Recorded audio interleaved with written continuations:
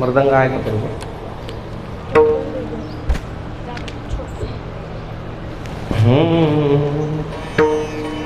स्वरावर बोट ठेवायला सुरू करून घे.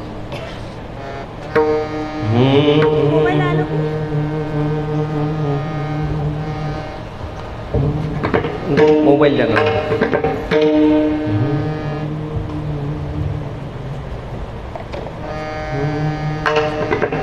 रामकृष्ण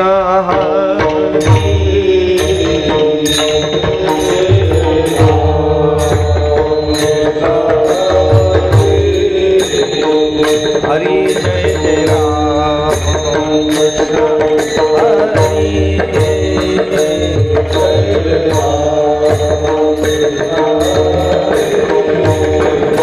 हरी जय जय राम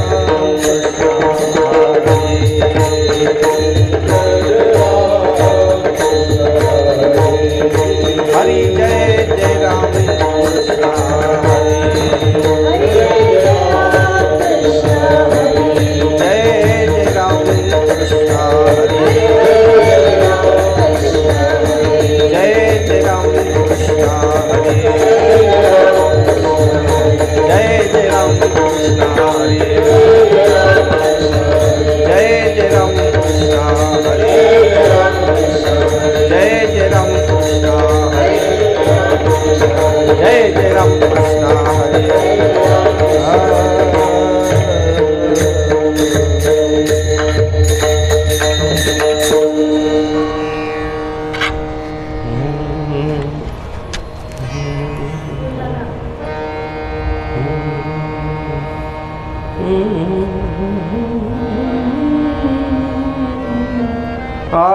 रूप पाहतालोचनी रूप पाहतालोचनी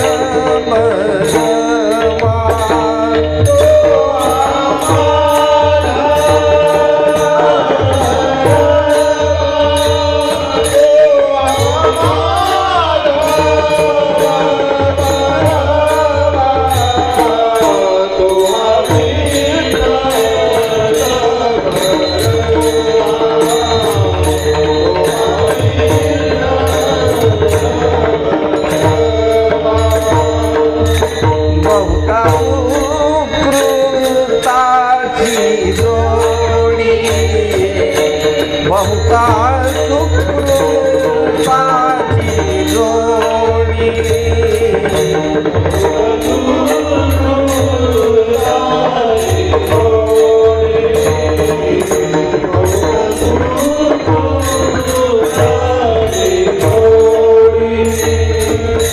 म्हणून विठ्ठली आवडी म्हणून विठ्ठली आवडी तो हा विठ्ठल बलवा तो हा विठ्ठल बलवा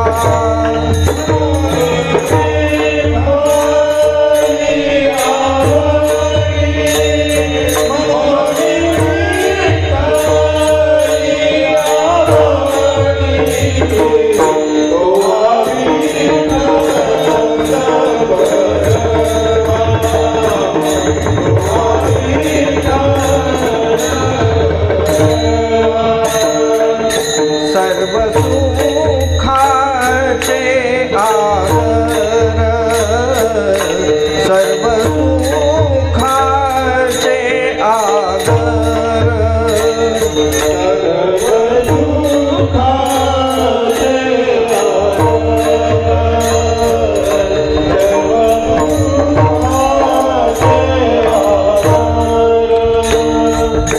बाप रखुमा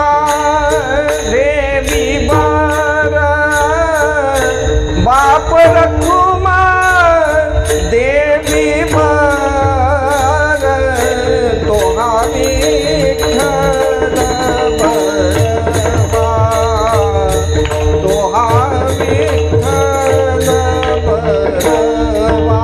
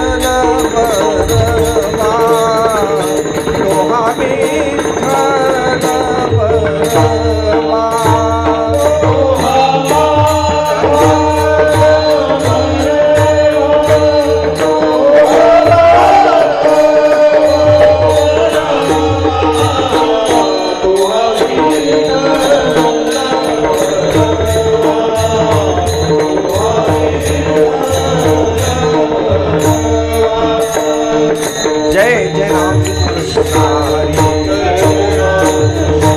हरि जय जय राम कृष्ण हरि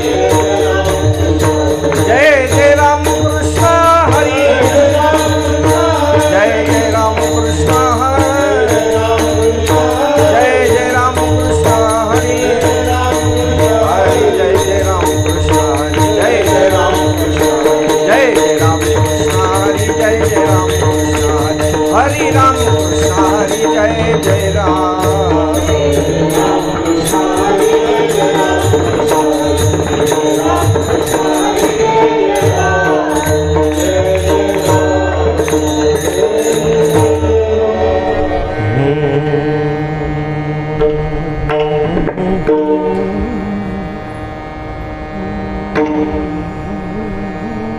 नरदेहा येऊन करावे कीर्तन वाचे नाम स्मरण विठ्ठलाचे वाचे नाम स्मरण विठ्ठलाचे वाचे नाम स्मरण विठ्ठलाचे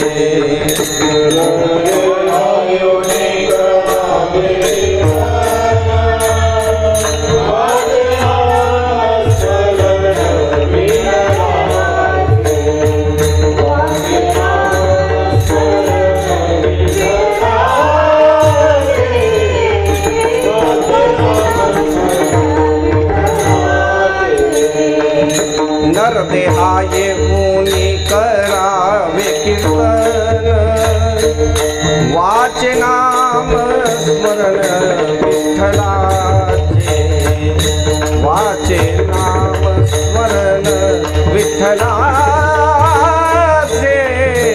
वाचे नाम स्मरण विठ्ठलाचे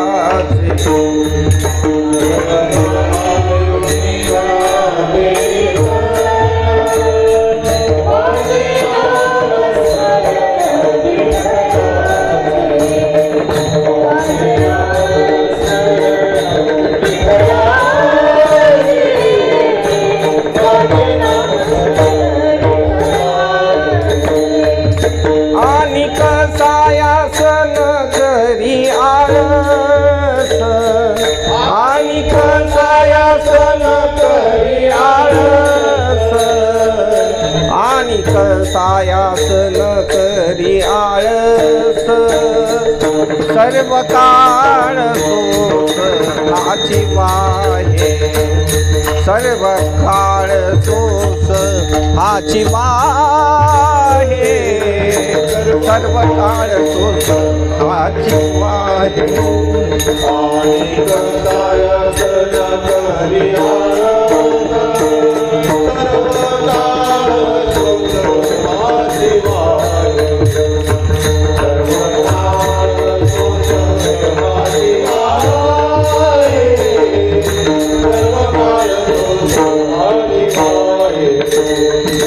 घटिकानी पळनवेची वाया नाम स्मरणी काया जिजवावी नाम स्मरणी काया जिजवावी नाम स्मरणी काया जिजवावी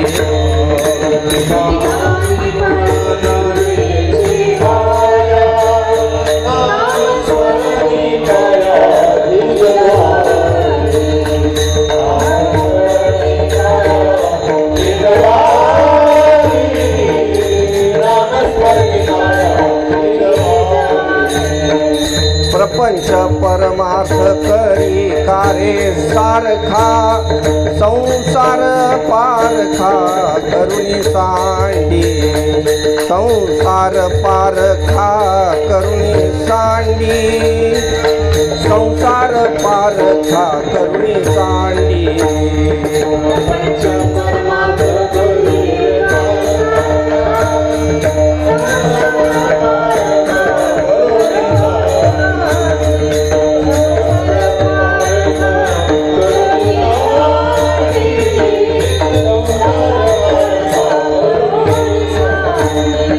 माईक ये धन इष्ट मित्र सखे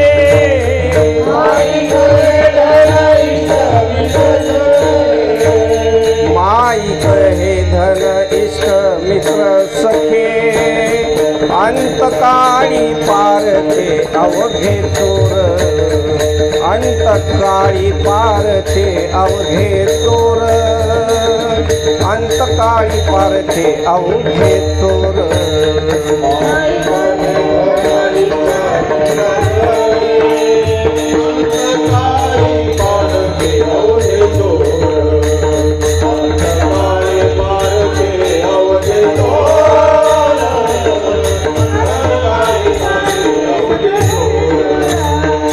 एका जनार्दनी नगरी भरवसा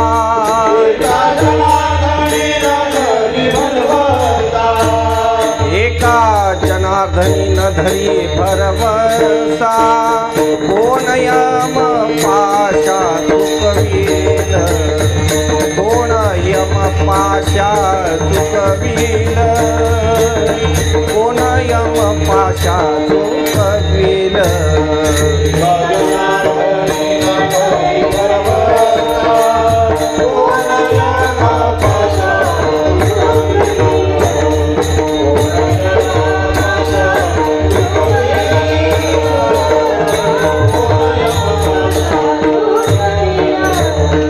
आणि कसायासन करी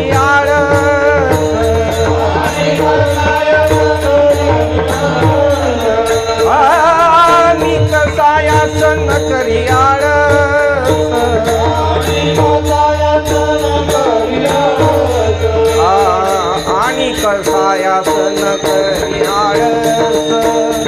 सर्व काळ तोच हाती पाहे सर्व काळ तोच हाती माहे सर्व काळ तोच हाती पाहे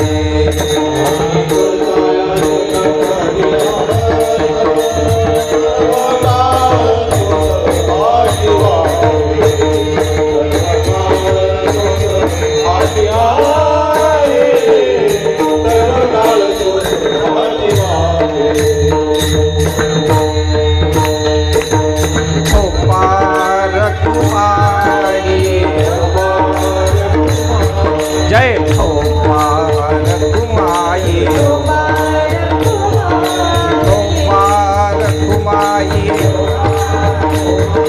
हो पार कुमाई हो पार कुमाई हो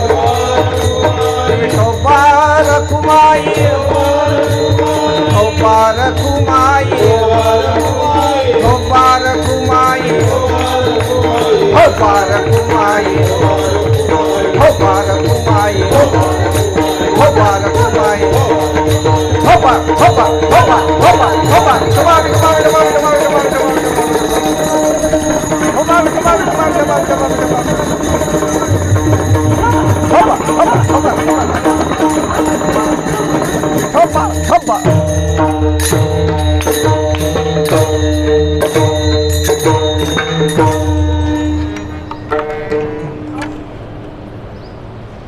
एकदा विना बघायचा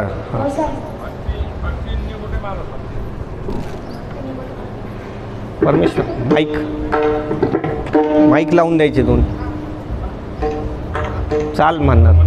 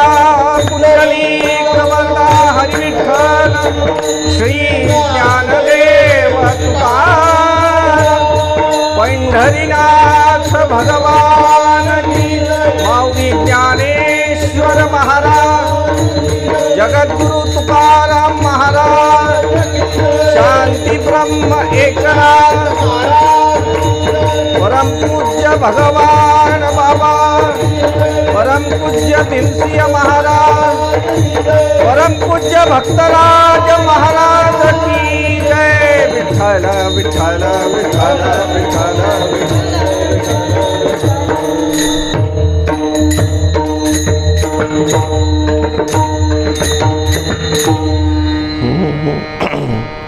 नरदेहा येऊनी करावे कीर्तन, नरदेहा येऊनी करावे कीर्तन, वाचे नामस्मरण विठ्ठलाचे, आणि कसायास न करी आळस, सर्व काळ सोसहाची वाहे, घटिका आणि पळ नवेची वाया, घटिका आणि पळ नवेची वाया, नामस्मरणी काया झिजवावी, आणि कसायास न करी आळस, सर्व काळ सोसहाची वाहे, प्रपंच परमार्थ करी कारे सारखा, प्रपंच परमार्थ करी कारे सारखा, संसार पारखा करुणी सांडी, आणि कसायास न करी आळस, सर्व काळ सोसहाची वाहे, माई कहे धन इष्ट मित्र सखे,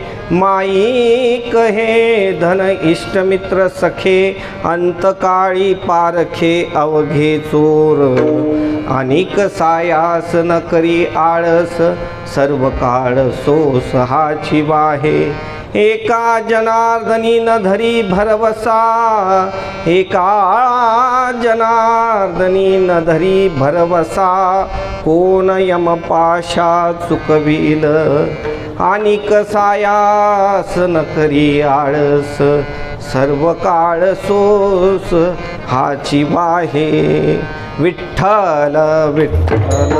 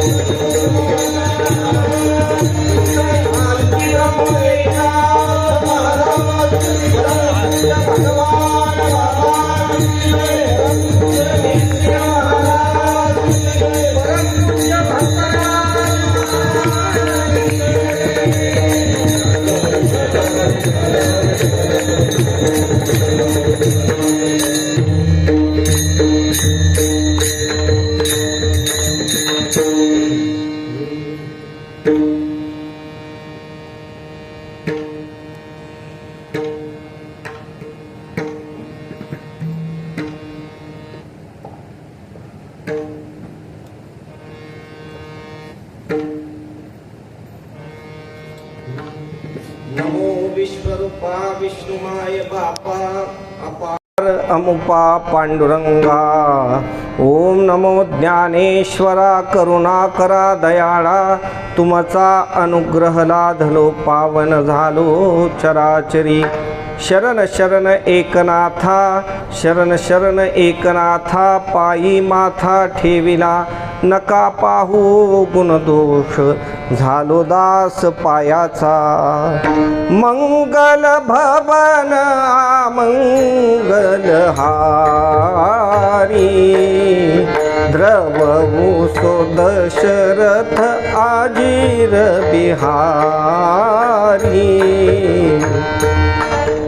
सिया राममय सब जग जानी, करहूँ प्रणाम जोरी जुग पानी। पवन तनय भक्तन हितकारी, हृदय विराजत आवध बिहारी।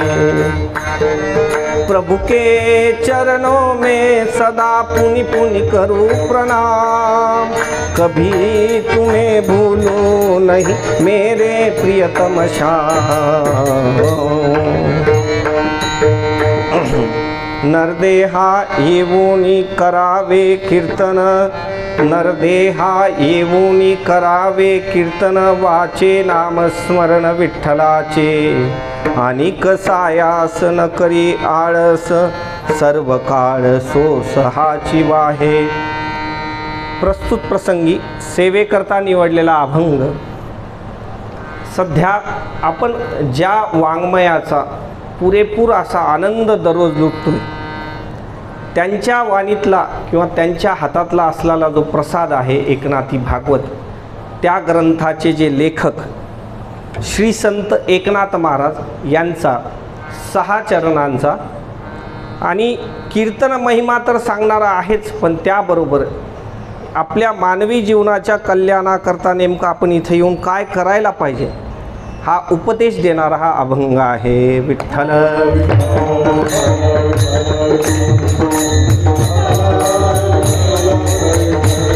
विठ्ठल विठ्ठल विठ्ठल। अभंगावर प्रतिपादन करण्याच्या अगोदर थोडासा परिहार। किम निमित्त सेवा आहे। चालू असलेल्या या अधिक मासानिमित्त इथे आयोजित केलेली ही श्री एकनाथी भागवताची कथा, म्हणजे एकनाथ भागवत कथा जी आहे त्याच्यावर नित्यानं संध्याकाळी 7 ते 9:30 या वेळेमध्ये होणारी ही कथा आणि त्या अंतर्गत आलेली ही एकादशी। तशी आपली ही एकादशीची जी सेवा आहे ही प्रत्येक एकादशीला होणारी सेवा आहे, म्हणजे ज्या 15 दिवसाच्या ज्या एकादशी असतात त्या प्रत्येक एकादशीला ही सेवा नित्यानं इथे मंदिरात होते। आज ही बाहेर प्रांगणामध्ये आहे। त्या एकादशी निमित्त होणाऱ्या सेवेमध्ये ही अधिक मासाची आलेली एकादशी। जसं अधिक मासामध्ये आपण अनेक जागेवर ऐकतो की अधिकस्य अधिकम फलम किंवा अधिकस्य अधिक पुण्यम, या सगळ्या ज्या गोष्टी आहेत की अधिक मासामध्ये एखादं केलेलं जे कर्म आहे त्या कर्माला इतर वेळेस जे आपण करतो त्यापेक्षा जास्त फळ देणारा हा महिना आहे। पण हा जास्त फळ देणारा महिना आहे हे आपल्याला नेमकं कशावरून लक्षात घ्यायचं? हे अधिक मासामध्ये असं नेमकं काय आहे की त्याच्यात केल्यानंतर ते नेमकं जास्त होईल? याचं काहीतरी कारण पाहिजे ना पाठीमध्ये। तर त्याचं कारण असं आहे बघा की आपले जे भारतीय जे काही सगळे सणवार आहेत किंवा जी सगळी पंचांगाची जी आपण कालगणना आहे ती कालगणना ज्याच्यावर अवलंबून आहे ती आहे सूर्याच्या भ्रमणावर आणि चंद्राच्या भ्रमणावर ती कालगणना अवलंबून आहे। आणि या दोघांच्या भ्रमणामध्ये एक वर्षभरामध्ये जवळजवळ एक 11 दिवस आणि 9 तासाचा एक कालावधी जो आहे तो त्याच्यात कमी होऊन जातो. म्हणजे जे दोघांचं समन्वय साधला जावा, त्या समन्वयाअंतर्गत या एवढ्या वेळेचं दरवर्षी त्याच्यात ज्याला आपण म्हणतो की काही तिथिक्षय म्हणा, काही म्हणा, त्याच्यानं ते तेवढे जे तास आहेत, किती सांगितले, एका वर्षाला 11 दिवस आणि 8 तास हे जे आहेत ना, हे प्रत्येक वर्षाला त्याच्यात कमी होत चालतात. आणि मग असे 3 वर्ष जेव्हा होतात, म्हणजे जवळजवळ 2 वर्ष 8 महिने 19 दिवस असा तो कालखंड जातो. त्याच्यानंतर या अधिक मासाची निर्मिती होते. मग आता असं झालं त्याच्यात की या कालाची निर्मिती जी आहे ती एकतर महत्त्वाचा की 12 महिने असताना 13वा महिना याच्यात आहे हा, म्हणून याला एक तर अधिक मास म्हणतात. इतर जे सगळे महिने आहेत त्यांच्या महिन्यातले उरलेले दिवस जे आहेत किंवा उरलेले ज्या तिथ्या आहेत त्यांच्याकडून तयार करून घेतलेला हा महिना, म्हणून त्यांचा निघालेला मळ म्हणजे मलमास. पण आता हा निघलेला जो मलमास आहे किंवा अधिक मास आहे, तर प्रत्येक महिन्याची एक अधिष्ठापित देवता आहे. त्या देवतेचं त्या महिन्यामध्ये विशेष करून पूजन करावं असा महिमा आहे. पण मग या महिन्याला कोणीच स्वीकारायला तयार नाही. या महिन्याची कोणी जबाबदारी घ्यावी? प्रत्येक जे आहेत प्रत्येकजण त्याच्याकडे उपेक्षेनं बघायला लागलं त्या महिन्याकडे, कारण थोडं जास्त जो झालेला असतो त्याच्याकडे कोणी उपेक्षेनं बघतं. आपण बघा तुम्ही, कधी कधी जर एखाद्या माणसाला जर 2-4 लेकरं असले आणि एखादं नकोसं असलं आणि एखाद्या वेळेस जर शेवटचं झालं तर बरेच वेळेस त्याची पण हिडीस होते सुरुवातीला. तसं या अधिक मासाची सुद्धा हिडीस व्हायला लागली. मग तो महिना जो आहे तो भगवंताला शरण गेला आणि भगवंताला असं सांगितलं की देवा, तुमच्याच काळामधला मी एक काळ आहे, मग मला कोणी शरण द्यायला पाहिजे का नाही? मग भगवंताने जे आहे मोठ्या अंतःकरणाने असं सांगितलं की तुला जे आहे या महिन्याला मी स्वतः माझंच नाव देणार, म्हणून त्याला पुरुषोत्तम मास सुद्धा म्हणतात. विठ्ठल विठ्ठल.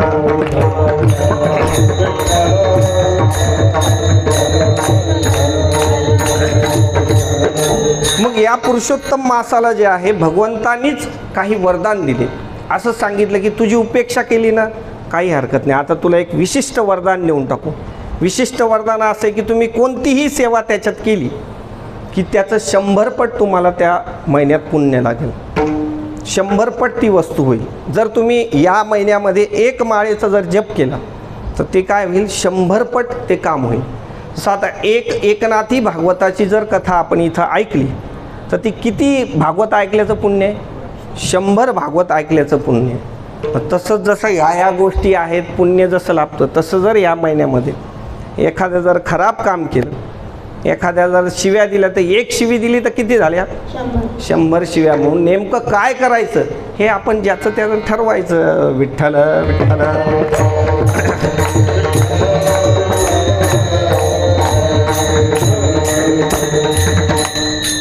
आणि मग या महिन्याअंतर्गत ही प्रतिवर्षी म्हणजे प्रत्येक जे अधिक मास आपल्याकडे होतो त्या अधिक मासामध्ये काही ना काही एखादी विशिष्ट सेवा, विशिष्ट सप्ताह इथे घडतो. एकदा भागवत झालेलं आहे, एकदा रामायण कथा झाली आहे, अशा वेगवेगळ्या गोष्टी इथं घडलेल्या आहेत. पण यावेळेस जे आहे पूजनीय गुरुवर्य बाबांच्या मनातला एक संकल्प असा की भागवत जे आहे ते आपण बऱ्याच वेळा ऐकलेले आहे, पण भागवतामध्ये नेमकं असं होतं की एकादश स्कंद जेव्हा येतो तर त्या स्कंदाच्या वेळेस जवळजवळ वक्त्याकडे वेळच राहत नाही. कारण कालच हा विषय आपल्याकडे होऊन गेला. पिष्टपिशन्यायाने सांगायचं कारण असं की दशमस्कंदामध्ये बराचसा वेळ जातो आहेतच, तसा तो गोडच काम आहे, भगवंताच्या लीला आहेत, या सगळ्या गोष्टी आहेत. पण या एकादश स्कंदावर जसं म्हणावा असा पुरेसा वेळ मिळत नाही. पण तसं तुम्ही आम्ही जे लोक आहोत ना, थोडे जरा जास्त भाग्यवान लोक आहोत. का भाग्यवान आहोत त्याचं कारण असं की मागे जवळपास एक 8 महिन्याचा कालावधी 2016 ते 2017 या कालावधीमध्ये तो झालेला आहे. जवळजवळ मला असं वाटतं की जुलै महिन्यामध्ये त्याची सुरुवात झाली आणि मार्च महिन्यामध्ये त्याची समाप्ती झाली. 2016 ते 2017चा तो कालावधी, त्या कालावधीमध्ये आपण 8 महिने नित्यानं बाबांच्या मुखातून एकनाथी भागवताचं श्रवण करत होतो. पण मग आता एकदा श्रवण केलं म्हणजे झालं का काम?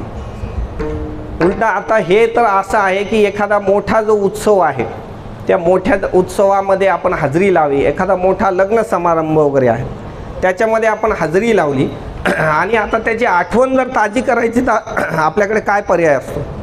त्यावेळेस आपण काय करतो की त्या लग्नाचा जो अल्बम असेल तो अल्बम जसा आपण बघतो तसं ते जे 8 महिने आहे त्या 8 महिन्यातलं या 8 दिवसामध्ये जसा एखादा अल्बम बघावं तसं ते आपल्या समोर चालतं.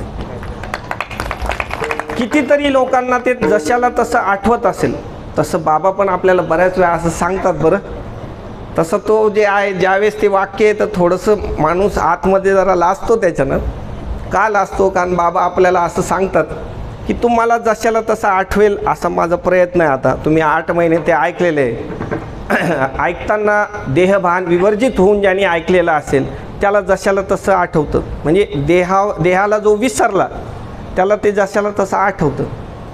पण प्रॉब्लेम असा आहे की आम्ही बाबा ऐकताना तर देहाला विसरतो, पण जसं कथेतून उठलो की आम्ही कथेला पण विसरून जातो. प्रॉब्लेम असा आहे की त्याच्यात नंतर आपल्याला किती आठवत असेल हे आता ज्याच्या त्याच्या बुद्धीचा विषय आहे. पण तरी पण तुम्हाला एक गोष्ट सांगतो की जेव्हापासून नाथ भागवत इथं झालं आणि त्या नाथ भागवताच्या प्रसादानं आपल्याकडे नाथांचं सुद्धा नाथ भागवत कंठस्थ झालं आणि त्या कंठस्थ झाल्यामुळे प्रत्येक कीर्तनामध्ये जे आहे बाबा आवर्जून त्याचा रियाज राहावा म्हणून जसा विषय तिथं आला की आल्यानंतर ते जसं त्याच्या मुखातून येतं काही का होईना काही श्रोते जे आहेत त्यांचे 10-20 का होईना श्लोक सहजच कंठस्थ झालेत. आणि त्याच्यापैकी मी एक श्रोता आहे बरं की जे अनायासे 10-20-50 श्लोक का होईना माझ्या सहज मुखोद्गत होण्याचं कारण काय की ते पिष्टपिशन्यायानं ते येत राहावं आणि आल्यानंतर त्याचा झालेला तो फायदा आहे. विठ्ठल विठ्ठल.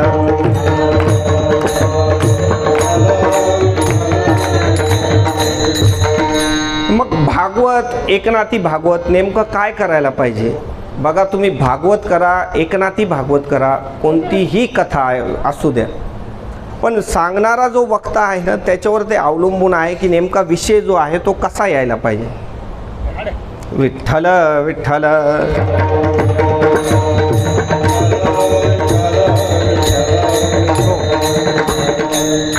ते दत्तात्रयांचं वाहन आलं बरं.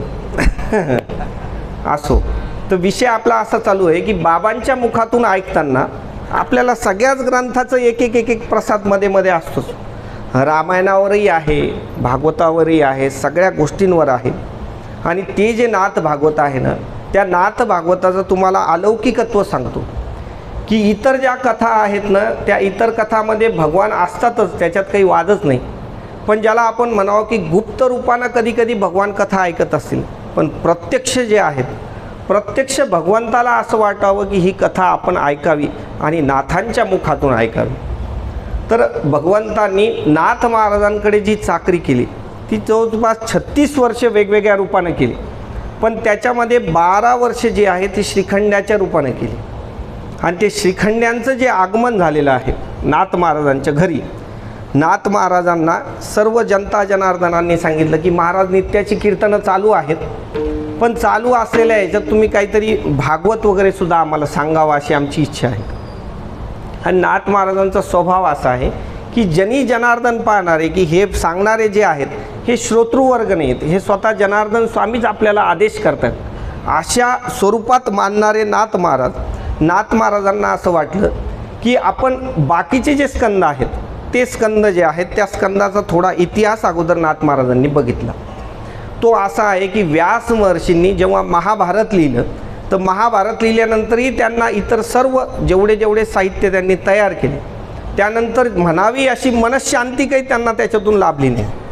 म्हणजे ज्याला म्हणावं की पूर्ण समाधानाला प्राप्त झाले नाही. आणि व्यास महर्षींनी नंतर नारद महर्षींनी त्यांना असं सांगितलं की तुम्ही भागवताची रचना करा म्हणजे तुम्हाला मानसिक समाधान लाभेल किंवा शांती लाभेल, जे तुम्हाला समाधान पाहिजे ते तुम्हाला मिळेल. तर त्यावेळी जे आहे भागवताची रचना केली, पण दशमस्कंदापर्यंत आल्यानंतर सुद्धा अजूनही व्यास महर्षींचं समाधान झालं नाही. त्यानंतर नारद महर्षींचं आणि त्यांचं परत एकदा बोलणं झालं. त्यावेळेस या 11 स्कंदाची जी आहे ही रचना झाली आणि नाथ महाराजांनी हे सगळं लक्षात घेतलं की जेवढा काही समुदाय आहे, जनसमुदाय आहे, हा सुद्धा त्रिविध तापानं त्रस्त झालेला जनसमुदाय आहे. मग यांना नेमकं आपण काय द्यावं असं की ज्याच्यानं यांच्या मनात शांती निर्माण होईल. आणि त्या शांतीच्या उद्देशानं ही केलेली रचना म्हणजे एकनाथी भागवत कथा आहे. विठ्ठल विठ्ठल.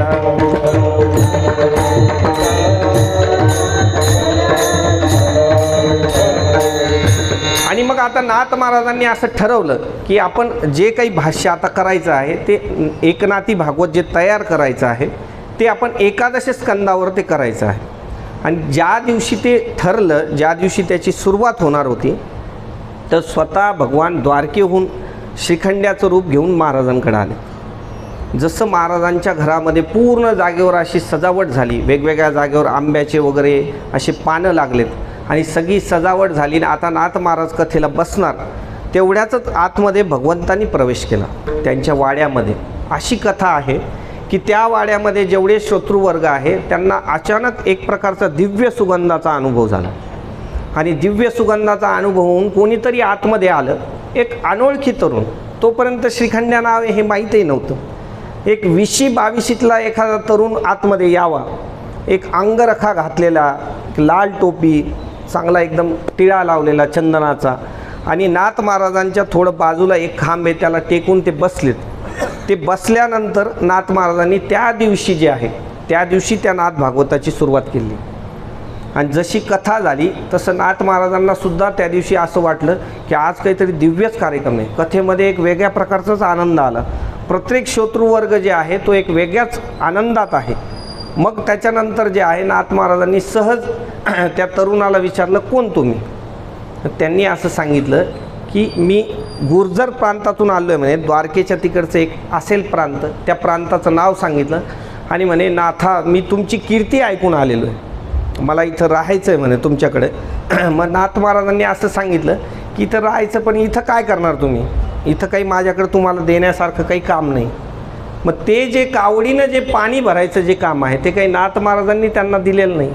की नाथ महाराजांनी त्यांना सांगितलं की हे काम त्या दिवशी ते जे काम आहे ते स्वतः मागून घेतलेलं आहे भगवंतांनी.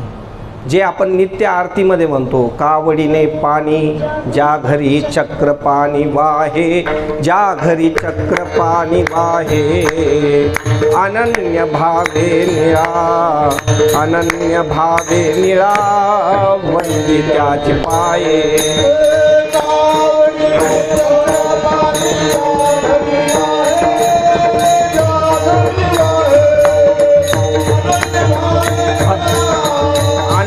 भक्ती भावे निळा, वंदित्याची पाये.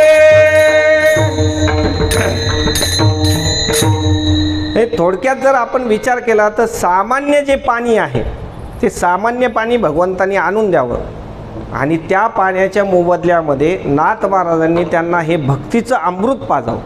म्हणजे समोर बसून नित्यानं ते श्रवण करण्याकरता तिथे श्रीखंड्या स्वरूपात आले. नाही तर सेवा करायची असती तर भगवंतांना कोणत्याही स्वरूपात करता आली असती, पण त्या सेवेबरोबर हा मेवा मिळावा म्हणून तिथे श्रीखंड्यांची विशेष करून हाजरी होती. अशा असणाऱ्या नाथ महाराजांची ही सगळी सेवा आणि त्याच एकनाथी भागवताचा आपण नित्यानं इथं आनंद घेतोय. सध्या गत 3 दिवसापासून 3 दिवसाची कथा झालेली आहे. आजचा हा 4था दिवस आहे. या 4 दिवसापासून ही कथा इथं चालू आहे. आणि या सप्ताहांतर्गत जे आहे ह्या धोंड्याचा महिनासुद्धा आहे, म्हणजे याला धोंड्याचा महिनासुद्धा म्हणतात. आणि या धोंड्याच्या महिन्यामध्ये 33 वाण द्यायची पद्धत आहे. मग 33 वाण जे आहे ना, एक लक्षात घ्या की ते दान करायचं असतं. मग आपल्याला सुद्धा जे आहे ना, बाबांनी हे जे 31 अध्याय हे धोंड्यासारखेच आपल्याला काय केलेत, दान केलेत. मग आता 31 तर झाले, पण मग 2 तर कमी पडायला लागले ना. मग जे 2 कमी पडायला लागले ना, त्याच्यातलं एक जे आहे, एक माझ्याकडं आले आणि एक भक्तीकडं आले, असे मिळून झाले 33. पण नेमके 31च बाबांनी का निवडावे, बाकीच्या आमच्या वाटेला काय यावे? बघा, घरामध्ये सुद्धा जे ना, आई जर एखादा पदार्थ करू लागली, समजा पकडून घ्या आत्ताचा एखादा अनारसच पकडा, आता जे दान आपण द्यायचं आहे, तर त्या 33मध्ये जेव्हा आई बनवू लागते कोणताही नवीन पदार्थ, तर लहान मुलगा कसं करतो, आई मला पण बरं थोडंसं बनवायचं आहे, मला पण, असं थोडंसं मागं लागतो ना. तसाच काहीसा हा प्रकार आहे की 31 त्यांच्याकडे आले ना, आम्ही दोघांनी जे आहे लहान बालकाप्रमाणे एखादी सेवा घ्यावी, अशातला हा भाव आहे. विठ्ठल विठ्ठल.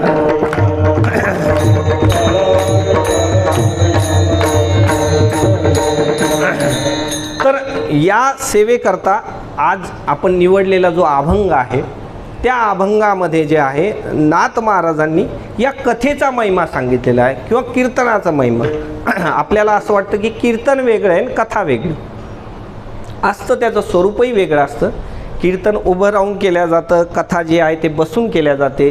वेगवेगळे त्याच्यात प्रकार आहेत, पण ते आपल्याला वरपांगी वाटणारे प्रकार आहेत. त्या व्यवस्थेत होणारा बदल आहे, पण अंतर्गत जो एक भाव आहे कीर्तनाचा, कीर्तन म्हणजे भगवंताचं जे आहे नामस्मरण घडणं, भगवंताची लीला, भगवंताचं गुणानुवाद, या सगळ्या गोष्टींचं जिथं कथन होतं त्या सगळ्या गोष्टीला कथा कीर्तन म्हणतात. आणि मग या कीर्तनाचा जो महिमा आहे, तो कीर्तनाचा महिमा श्रीनाथ महाराज अभंगाच्या पहिल्या चरणात सांगतात.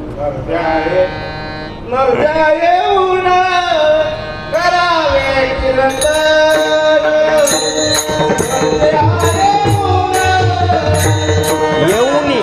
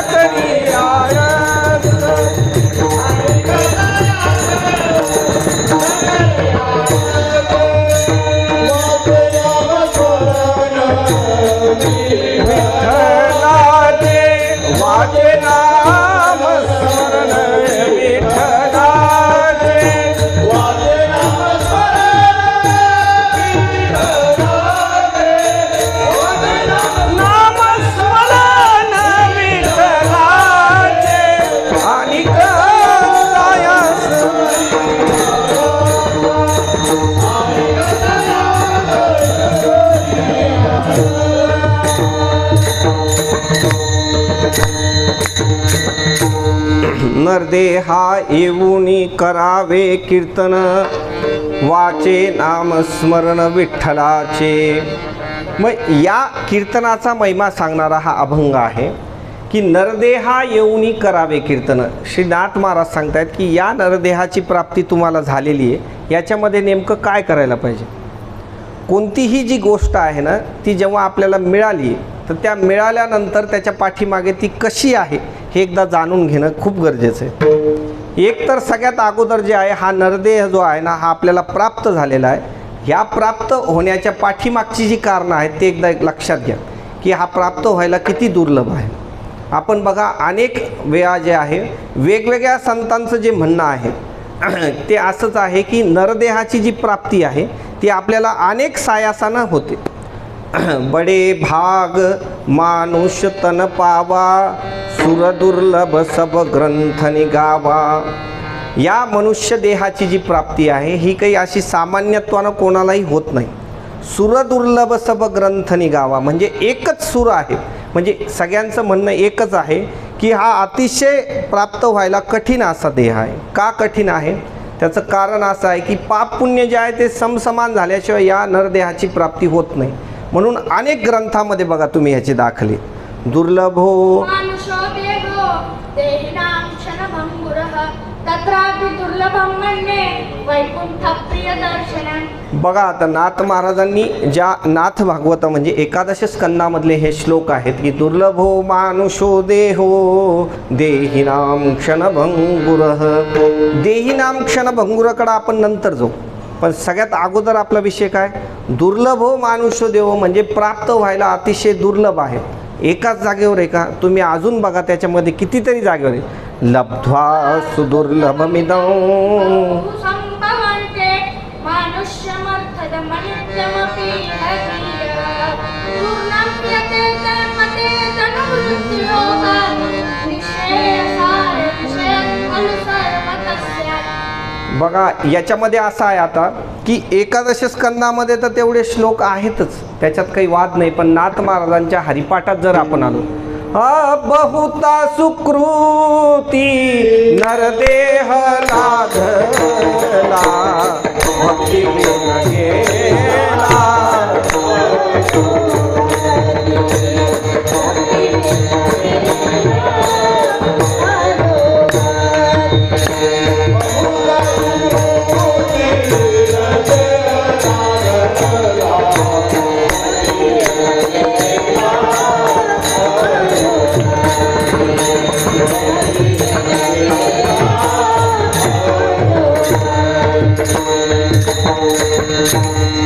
कितीतरी दाखले आहेत. अजून सुद्धा रामायणामध्ये जर आपण बघितलं तर कबहू की करी करुणा नरदेही म्हणजे कधीतरी भगवंताची कृपा होते आणि हा नरदेह प्राप्त होतो.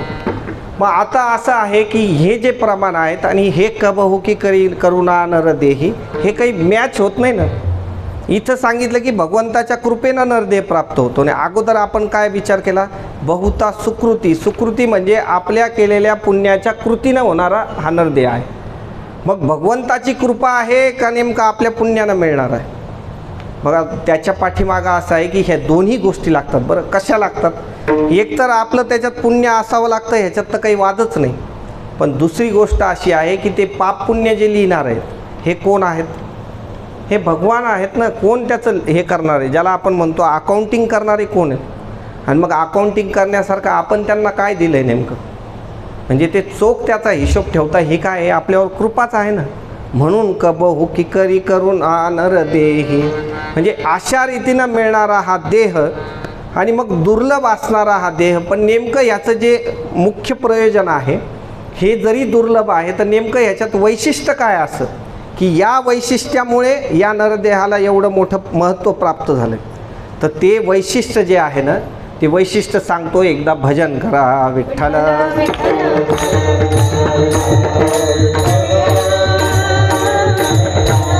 हे बघा बाकीचे पण जे देह आहेत ना त्या सगळ्या देहामध्ये असंच सगळं काम आहे, ज्याला आपण म्हणतो आहार निद्रा भयमैथुनांच्या या सगळ्या गोष्टी बाकीच्याही देहात आहेतच.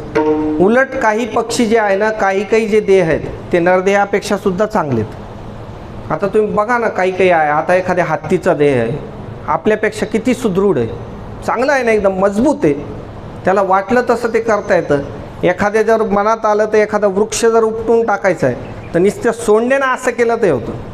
आपल्याला तो ऊससुद्धा तुटत नाही, त्यालासुद्धा असं केलं की खाली गुडघ्याला त्रास होतो, वर हाताला त्रास होतो. म्हणजे आपल्या देहामध्ये काय अशी चव आहे लगे की त्याला आपण एवढं विचार करावा की एवढा दुर्लभ ह्याच्यानं मिळणारा आणि त्याची एवढी वाहवा जी गायल्या जाते ती नेमकी कशामुळं गायल्या जाते. हे तर झाले समजा प्राणी वर्गाचं देह. पण इतर जे आहेत वर देव योनीतले जे देह आहेत जे ज्याला आपण म्हणावं की वर स्वर्गामध्ये जे देह मिळतात ते देहसुद्धा आपल्यापेक्षा खूप चांगले आहेत, त्यांनासुद्धा आपल्यापेक्षा खूप दिव्यत्व आहे त्या देहाला. मग नेमकं मनुष्याच्या शरीरात असं काय वेगळं आहे की त्याच्यामुळे त्या शरीराला एवढ्या ज्याला म्हणतो आपण आजच्या भाषेत जर सांगायचं तर व्हॅल्यू एवढी कशामुळे नेमकी. तर त्याच्या पाठीमागं कारण असं आहे की बाकीचे जे देह आहेत त्याच्यामध्ये तुम्ही जे कार्य करतात ते फक्त भोग योनी आहे. तुम्ही जे मागं करत आलेले आहे त्याचं त्या बाकीच्या देहामध्ये तुम्हाला फक्त भोगायचं आहे. नवीन कर्म करायला तिथं चान्स नाही, ते कर्म तिथं भोगून संपवायचं आहे. एक तर तुम्ही समजा पकडून घ्या जर पापाचं जर असेल भोग तर तेही खालच्या योनीमध्ये येऊन संपवायचंच आहे. आणि कदाचित जर पुण्यानं मिळालेला देह असेल आणि स्वर्ग लोकात जर आपल्याला मिळालं तर त्यालासुद्धा मीटर लागलेलंच आहे. बघा त्याच्यात गीतेमध्ये सांगतात ते तम भुक्त्वा स्वर्गलोकं विशालं क्षीणे पुण्ये मर्त्यलोकं विशन्ति एवं त्रयधर्ममनुपपन्न गतागतं कामकामा लभन्ते ते तम भुक्त्वा स्वर्गलोकम विशालम क्षीणे पुण्ये मर्त्यलोकम विशंती. म्हणजे हे मीटर आहे की जसं पुण्य क्षीण झालं की परत तुम्हाला खाली यावं लागतं. म्हणजे दोन्ही गोष्टी लक्षात घ्या की तिथेही ते पापाचा भोग संपला की परत जसं जावं लागतं पुढच्या जन्माला, तसं तिथेही ते भोगल्यानंतर परत खाली यावं लागतं. या दोन्ही गोष्टी ज्या आहेत तिथे फक्त भोगच घेण्याच्या आहे. स्वतंत्र कर्म तिथं काही करण्याचा तुम्हाला अधिकार नाही. पण या नरदेहामध्ये जर आपण आलो तर नरदेहाची गोष्ट अशी आहे की इथे जे आपण कर्म करू त्या कर्मानं आपल्याला मोक्षाची प्राप्ती करून घेता येते.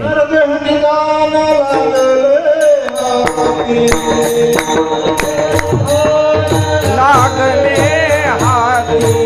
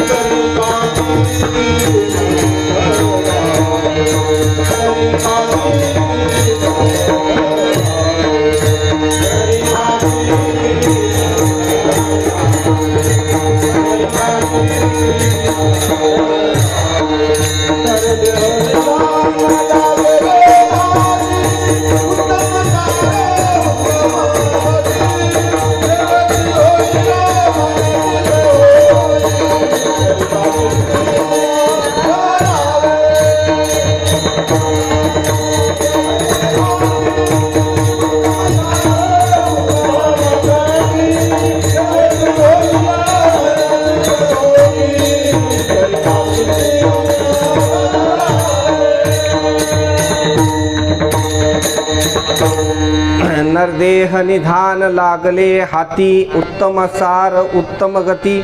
आणि देव व्हायचं जरी ठरवलं तर इथं होता येतं. जसं आयुष्याच्या साधने सच्चिदानंद पदवी घेणे एवढा अधिकार नारायणे कृपावलकोने दिधला. आपल्याला या मनुष्याच्या शरीरामध्ये जर आपण ठरवलं तर देव होता येतं. अशी या नरदेहाची असणारी क्वालिटी आजच्याच भाषेत तुम्हाला सांगतो. कारण काही काही जे शब्द आहेत ना ते आता आपले एवढे अंगवळणी पडलेले आणि त्याच्यात आज भक्ती पण उपस्थित आहे. त्याच्यामुळं काही काही जे इंग्लिश शब्द आहे ना ते येण्याचं तिचंही एक कारण आहे की नरदेहामध्ये जे आहे जर आपण असं ठरवलं की आपल्याला देव व्हायचं तर त्या साधनानं आपल्याला देव होता येतं. म्हणून या मनुष्य देह जे आहे हा अतिशय दुर्मिळ आहे. म्हणून दुर्लभो मानुषो देहो किंवा लब्ध्वा सुदुर्लभमिदम या सगळ्या ज्या गोष्टी आहेत याच्यामुळे दुर्मिळ सांगितलेल्या आहेत. आणि दुसरी गोष्ट पाप पुण्य समसमान झाल्याशिवाय या देह मिळत नाही.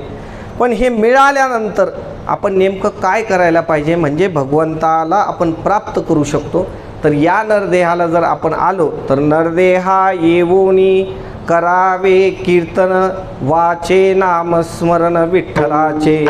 इथं आल्यानंतर जे आहे ते आपण कीर्तन करायला पाहिजे. नरदेहा येऊनी करावे कीर्तन सरळ सरळच अर्थ आहे की कीर्तन करायला पाहिजे. मग तुम्हाला असं वाटेल की कीर्तन करायला पाहिजे म्हणजे जे उभं राहून सध्या चालू आहे हे करायला पाहिजे का. हे बघा हे त्याच्यातला फक्त एक प्रकार आहे. तसं कीर्तनाचे जे प्रकार आहेत ना ते अनेक प्रकार आहे. आपण जे आहे गुणसंकीर्तन आहे, लीला संकीर्तन आहे, नामसंकीर्तन आहे, हरिकीर्तन आहे. थोड्या थोड्या शब्दात तुम्हाला सांगतो की गुणसंकीर्तन म्हणजे भगवंताचे जे गुणानुवाद आहे ते आपण जसे आहे एखाद्या ग्रंथाचं अवलोकन करणं त्यालासुद्धा कीर्तनच म्हणतात. त्याच्यानंतर जे आहे लीला कीर्तन आहे, भगवंताच्या ज्या वेगवेगळ्या लीला आहेत त्या लीलांचं वर्णन करणं त्यालासुद्धा कीर्तनच म्हणतात. आणि हरिकीर्तन जे आहे हरिकीर्तनामध्ये त्या गुणकीर्तनाचाही काय होतो अंतर्भाव होतो, लीला कीर्तनाचाही अंतर्भाव असतो, नामसंकीर्तनाचाही अंतर्भाव असतो. हे म्हणजे हरिकीर्तन म्हणजे हरिनाम संकीर्तन आहे. आणि चौथं जे संकीर्तन आहे ते नामसंकीर्तन आहे. जे आपण एखाद्या वेळेस जे आहे आपण स्वतः एकत्र म्हणजे एकांती बसलो. जसं काल बाबांनी सांगितलं की एकांतामध्ये बसल्यानंतर जी साधना आहे ती खरी साधना आहे. एकांतामध्ये बसून जे कीर्तन केलं जातं, एखाद्या वेळेस आपण शांत चित्तानं बसलेलो आहे आणि एखादं नामसंकीर्तन करतोय, रामकृष्ण हरी विठ्ठल केशवा, रामकृष्ण हरी विठ्ठल केशवा, रामकृष्ण हरी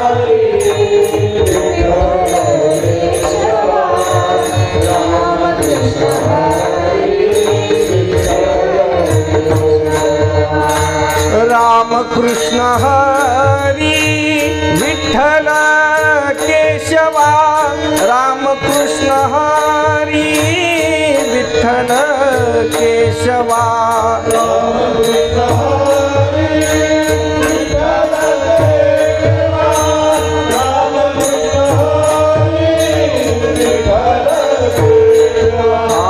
रामकृष्ण हरी विठ्ठल केशवा, रामकृष्ण हरी विठ्ठल केशवा,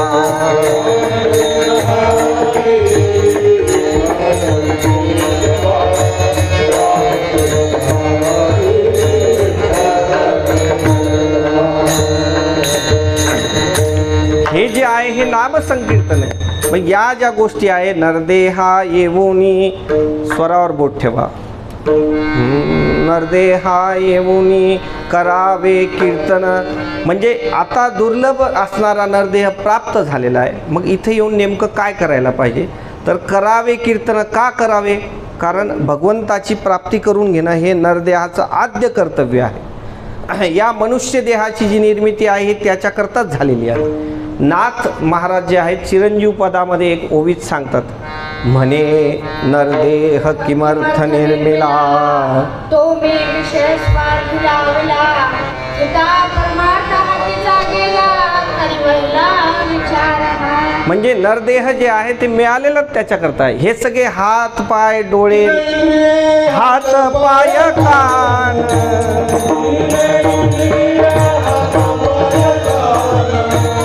डोळे मुख बोलाया वचन,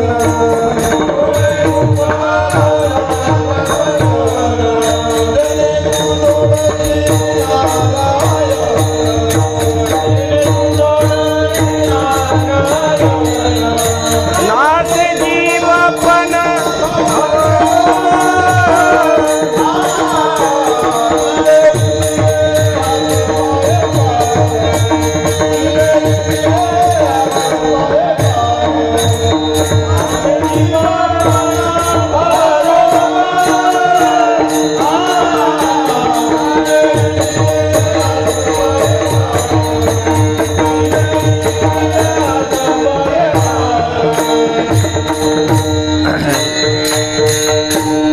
या पूर्ण जे मनुष्य शरीराची जी निर्मिती आहे, दिली इंद्रिये, हात पाय कान, डोळे मुख बोलाया वचन, जेणे तू जोडसी नारायण, नासे जीवपण भवरोग, याच्याकरताच याची निर्मिती आहे.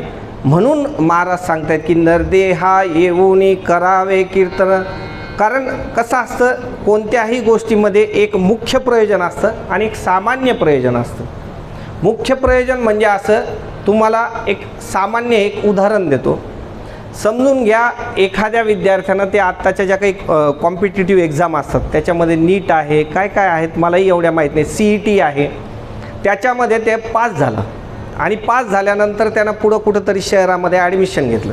एक आमच्याच पाहुण्याचंच उदाहरण सांगतो, त्यानं त्या शहरामध्ये ॲडमिशन घेतलं. CAच्या अगोदर काय असतं ते जे हां पास व्हावं लागतं, ते CAच्या परीक्षेकरता जे आहे त्यानं ते सुरुवातीला केलं आणि त्याचा तिथं नंबर लागला. आता नंबर लागला पुण्यामध्ये. मग पुण्यामध्ये नंबर लागल्यानंतर मी सहज एक दिवशी त्यांना फोन लावला, त्यांच्या वडिलांना, कसं काय चालू आहे पुढची तयारी CAची. तर त्यानं असं सांगितलं, खूप छान आहे म्हणे, पुण्यामध्ये राहतोय, दर 8 दिवसाला पिक्चर पाहतो, हॉटेलला जातो, त्याच्यानंतर जे आहे गॅदरिंग वगैरे चांगली करतो, सगळ्या जेवढ्या काही असेल, एखादी जर हे निघालं ट्रिप तर त्या ट्रिपमध्येही जातो, सगळीकडे सगळं व्यवस्थित चालू आहे म्हणे, कपडे लत्ते वगैरे सगळे चांगले टॉप आहेत. या सगळ्या गोष्टी आहेत. मी म्हणलं तुम्हाला फोन लावला कशा करता की अभ्यासाचं काय सांगते. ते म्हणे तेवढं सोडून बाकीचं सगळं व्यवस्थित चाललं. म्हणजे मुख्य प्रयोजन काय होतं, कशाकरता गेलेत, अभ्यासाकरता गेले. आणि मुख्य प्रयोजन सुटलं, बाकीचे हे सामान्य गोष्टी आहेत. त्यानं समजा तिथं जाऊन त्यानं जर पिक्चर नाही पाहिला, गॅदरिंगला नाही गेला, ट्रिपला नाही गेला, ॲडव्हेंचर स्पोर्टला नाही गेला, त्याचं काय आडणार त्याच्या वाचून, काही आडणार नाही. पण मुख्य प्रयोजन काय त्याला, तो आलेला कशा करताय, तो आलेला आहे CA बनण्याकरता. तसं या नरदेहामध्ये जर आपण आलो तर याच्यामध्ये येऊन भगवंताची जर प्राप्ती नाही करून घेतली, मग बाकीच्या जेवढ्या सगळ्या गोष्टी केल्या, मग जेवढ्या संसारातल्या तुम्ही सगळ्या गोष्टी लावा. कोणी काय करतंय, कोणी काय करतंय, एखादा व्यवसाय असेल, कोणी नोकरी करतंय, कोणी शेती करतंय, त्या सगळ्या गोष्टी जरी आपण जीव तोडून केल्या आणि इकडे जर आपलं लक्ष नसलं तर ते मिळूनही न मिळाल्यातच जमा होतं. विठ्ठल वाया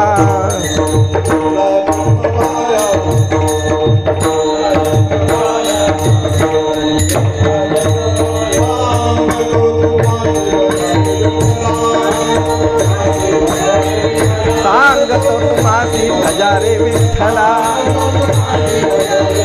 नाही तरी गेला जन्म वाया.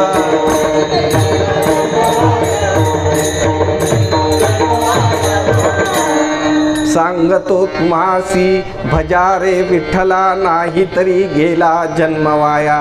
मला असं वाटलं जसं आम्ही बाबांकडे पाहतो तसं झालं काय. विठ्ठल विठ्ठल विठ्ठल.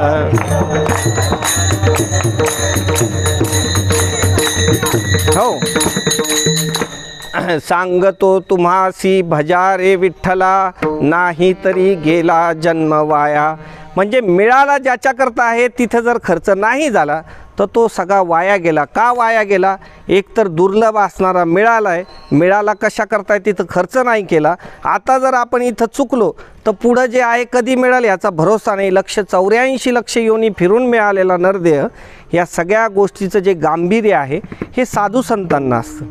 म्हणून साधू संतांचा उपदेश आहे की जर आपण या नरदेहाला आलो आहे तर आपण काय करायला पाहिजे. मुख्य प्रयोजन नरदेहा येऊनी करावे कीर्तन. आणि मग हे जे सगळे बाकीचे कीर्तन आहेत हे शक्य झाले नाही झाले, पूर्णच्या पूर्ण एखाद्या वेळेस नाही होणार. आता हे हरिकीर्तन जे आहे हे काय एवढं सोपं काम आहे का.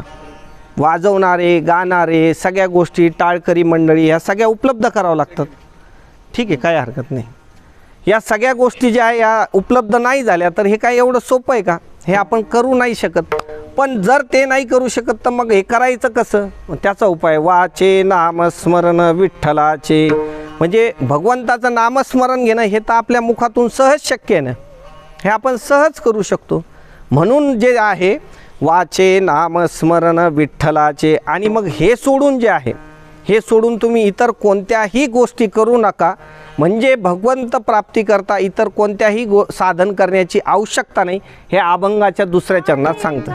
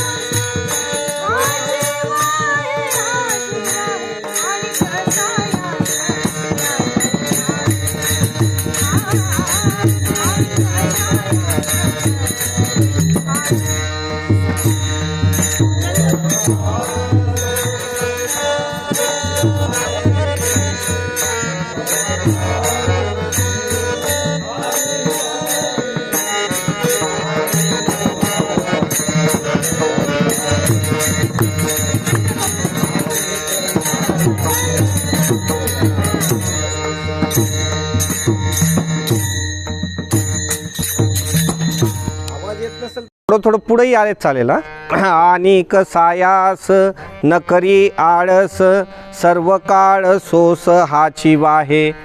हे भगवंताची प्राप्ती करून घेण्याकरता सगळ्यात सुरुवातीला असं सांगितलं की भगवंताचं नामस्मरण करा. माझं नामस्मरण करून भगवंताची प्राप्ती करता येते, पण इतरही मार्गाने भगवंताची प्राप्ती करता येते. योग मार्ग आहे, त्याच्यानंतर ज्ञान मार्ग आहे, कर्म मार्ग आहे. पण इथे नाथ महाराजांनी सांगितलं की इतर कोणतेही सायास करू नका. आणि सायास कोणतेही सायास करू नका, कारण ते करायला या नरदेहामध्ये तेवढी शक्तीच नाही. आता कारण योग मार्ग जर करायचा म्हणलं तर योग मार्ग एवढा सोपा आहे का?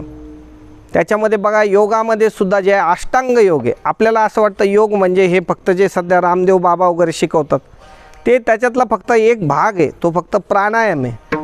त्या प्राणायामामध्ये सुद्धा आपलं त्याच्यातसुद्धा जवळजवळ 84 आसन आहेत की नेमके कसे करायचे.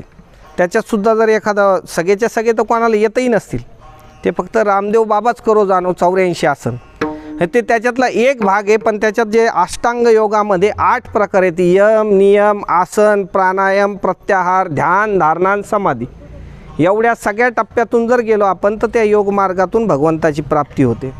आणि या गोष्टीमध्ये जे आहे या गोष्टीमध्ये कधीकधी शीन येण्याचा संभव असतो. हे एवढं सोपं नाही ना हे करायला. जे आहे एक तर महत्त्वाचं जे मिळालेलं आहे तेही किती सदृढ आहे. आता सध्याच्या ज्या खानपानाच्या ज्या सगळ्या व्यवस्था आहेत याच्यामध्ये किती त्याच्यात शक्ती राहिलेली. या सगळ्या गोष्टी ज्या आहेत तसं एखादे गुरु लाभणं, तिथं जाऊन ते सगळे मार्ग करणं. आणि जर सोप्यात जर मिळतंय, ज्याला आपण म्हणतो आजकाल बघा बऱ्याच जागेवर म्हणतो इझी गोईंग. हां, जसं इझी गोईंग जर होत असलं तर मग तिकडं कशाला जायचं. अष्टांग योग जे आहे त्याच्यामध्ये या सगळ्या गोष्टी आपल्याकडून होऊच शकत नाही. माऊलीसुद्धा जे आहेत ना स्वतः योगी असून आपल्याला आम्हाला सांगतात अष्टांग योगे.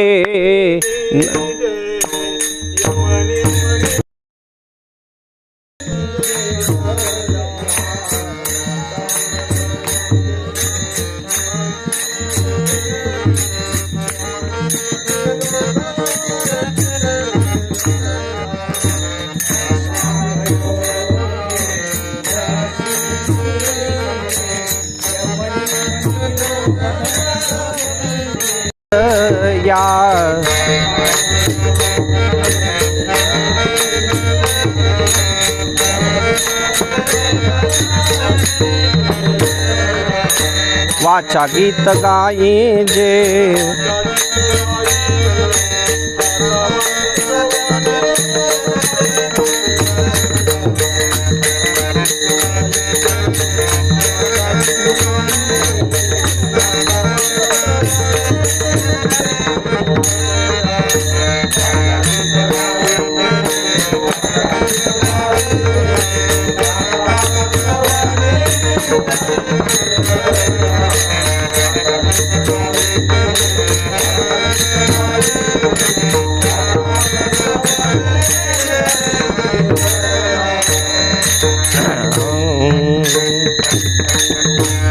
अष्टांग योगे नशिनी जे यम नियम निरोधन की जे रया. वाचा गीत गाई जे, वाचा गीत गाई जे, वाचा आणि ऐके रया.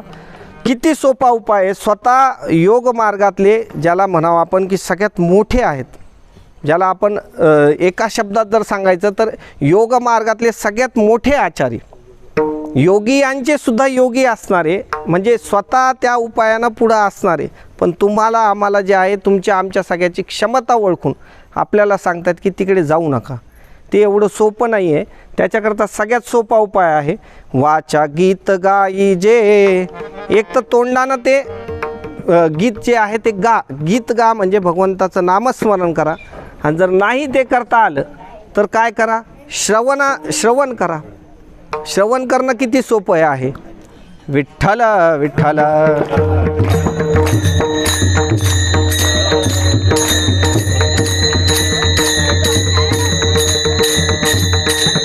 श्रवणी ऐके राया म्हणजे हां, म्हणजे श्रवणानं सुद्धा ते काम आपलं होतं ना. मग किती सोपं काम आहे. एकतर तोंडानं स्वतः म्हणा, नाही जमलं तर कमीत कमी काय करा, कमीत कमी श्रवण करा. काय आलं नेमकं? अच्छा अच्छा, जमलं. विठ्ठल विठ्ठल.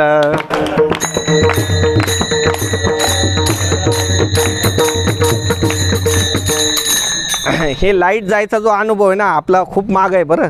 बऱ्याच वेळा आपल्याकडं असं झालेलं आहे. अगोदरही मंदिरामध्ये जे आपण एकदा सुरुवात केली तर शेवटपर्यंत लाईट नव्हती. मला वाटलं आज तरी कमीत कमी आपण फ्रेश वातावरणात बसलेलो. तिथं तरी आतमध्ये गरमीचा वगैरे त्रास होतो. सकाळचा वेळ आहे असो. तर इतर कोणत्याही गोष्टी करू नका. आणि सायास, हे सायास करू नका. पण मग असं असतं की सोपी गोष्ट असली का माणसाच्या मध्ये थोडा आळस पण येत असतो. म्हणून दुसरी गोष्ट सांगितली, न करी आळस.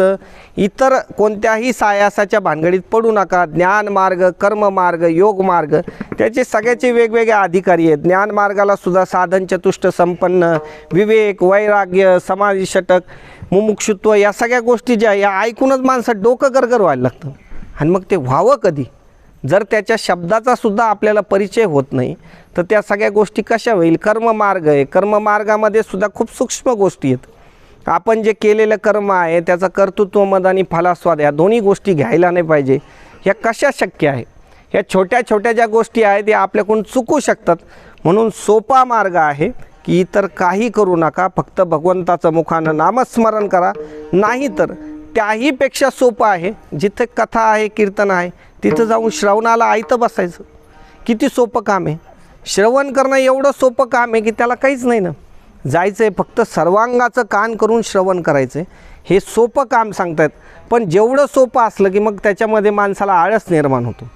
मग त्याच्याकरता सांगितलं की न करी आळस. हे आळसाचं असं काम आहे, या आळसाचे कितीतरी प्रकार पाडता येतील आपल्याला. आळस असा आहे, एक तर सगळ्यात पहिले निद्रा आळस आहे. ते निद्रा आळस असा आहे की आपल्याला किती जरी म्हणलं आपण, तुम्ही किती अलाराम लावा, पहिल्या वेळेस जर आपण त्याचा स्नूज ऑन नाही करत असलो तर समजून घ्यायचं की तोच सगळा भारी. नाही तर आपण 5-5, 10-10 मिनटाच्या गॅपनं अलाराम लावलेलेच असतात ते. म्हणजे एक तर काय सगळ्यात अगोदर आहे निद्रा आळस आहे. त्या निद्रा आळसातून जर माणूस कदाचित सुटला तर कर्म आळस आहे. कर्माचा आळस म्हणजे कसं आहे, करू ना, अजून तर कितीक दिवस आहे, अजून तर आपले खाय प्यायचे दिवस आहे. आम्ही काय तुम्हाला उपाशी राहून थोडी नामस्मरण करायला सांगितलं. हे नामस्मरण जे करायचं आहे त्याला असं नाही म्हणतायत की पुढं चालून होईल, कधीतरी करू. अरे कधीतरी करू आहे, पण जसं आपण अगोदर बोलून गेलो की दुर्लभो मानुषो देहो, पण देही नाम क्षणभंगुर. क्षणभंगुर नाही भरवसा.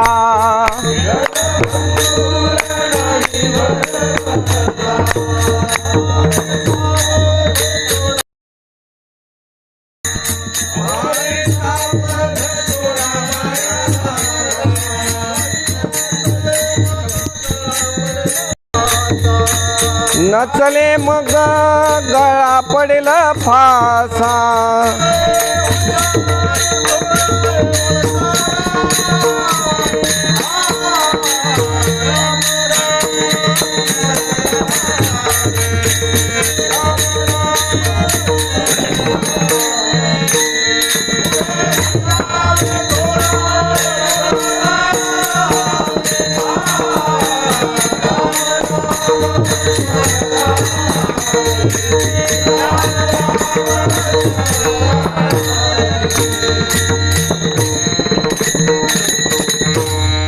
सकाळचा जर वेळ आहे तर त्यावेळेस निद्रेचा आळस असतो.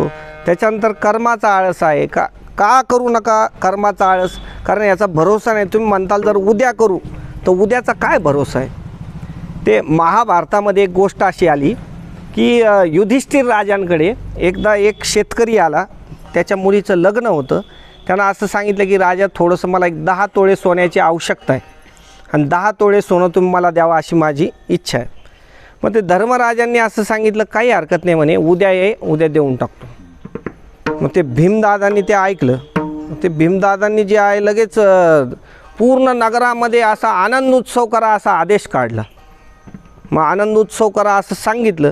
मग जिकडं तिकडं आता शेवटी राजाच्याच भावानं सांगितलेलं पूर्ण नगरी सजवली. जिकडे तिकडे आहे मोठे आतिषबाजी, फटाके बिटाके सगळे तोरणं बिरणं लावले. आणि नगरीमध्ये नेमकं असं काय झालं आहे म्हणून धर्मराजा स्वतः बघायला लागले. स्वतः सांगितलं, लोकांना विचारलं, अहो काय झालं? माहीत नाही म्हणे. वरतून आदेश आला आहे आनंद उत्सव साजरा करायचा आहे. केला आनंद उत्सव. कशामुळं केला? मग त्यानं सांगितलं, अहो आम्हाला ह्यांनी सांगितलं करा म्हणून आम्ही केलं. असं करता करता ते पंतप्रधान जे असेल त्यांचे किंवा जे मुख्य असतील, आजच्या भाषेत आपण पंतप्रधान म्हणतो, पण त्यांचा जो प्रधान असेल तिथपर्यंत ती बाब आली. मग त्या प्रधानाला धर्मराजाने विचारलं, कोणी सांगितलं तुला हे करायला? हे भीमदादांनी सांगितलं. भीमदादांनी मला सांगितलेलं आहे की हे सगळ्या प्रजेला आदेश द्या म्हणून. मग आता शेवटी भीमदादा म्हणल्यावर तर तुमचेच भाऊ आहे, आम्ही तरी काय करणार? एक तर भीमदादाचा स्वभाव सगळ्याला माहिती, काय आहे काय नाही विचारायची सुद्धा सोय नाही. त्याच्यामुळे सरळच करून टाकलं. पण त्याच्यानंतर जे आहे भीमदादाकडे धर्मराजा गेले आणि धर्मराजांनी विचारलं की बाबा नेमकं तू हे कशामुळे करायला सांगितलं? काही नाही म्हणे दादा, तुमच्यामुळेच म्हणे हा आनंद उत्सव. आनंद उत्सव माझ्यामुळे कसं काय? अहो काही नाही, तुमच्याकडे काल शेतकरी आला, त्या शेतकऱ्याला तुम्ही सांगितलं की 10 तोळे सोनं, एक काम कर उद्या ये, उद्या देतो. म्हणजे तुम्हाला जे उद्यापर्यंत जगायचा भरोसा आहे, म्हणजे तुम्हाला तेवढं सगळं कळलेलं आहे, भविष्य तुम्हाला कळू लागलं, याचा मला खूप आनंद झाला, म्हणून आनंद उत्सव साजरा करतोय. विठ्ठल विठ्ठल.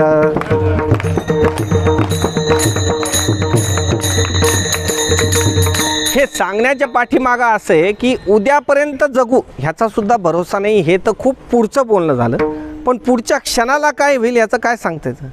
आपण कितीतरी वेळा बघतो. आता बघा आपल्याकडे त्या मोबाईलमध्ये बऱ्याच वेळा काही काही येतात ना, कुठून तरी शूटिंग, व्यायाम चाललेला असतो, तो असा डंबेल्स हातात घेतलेला की लगेच खाली कोसळला.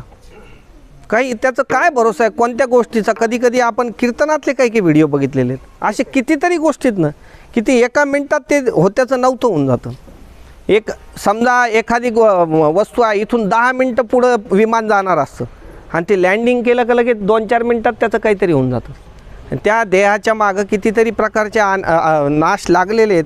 आश्रय नाश आहे, परता नाश आहे, स्वभावता नाश आहे, हे सगळे नाश त्याला लागलेले. म्हणून कर्माचा आळस करू नका. उद्या करू म्हणणाऱ्याचा उद्या कधी उगवतच नाही. करू ना काय दम आहे, चालू प्रयत्न नाही.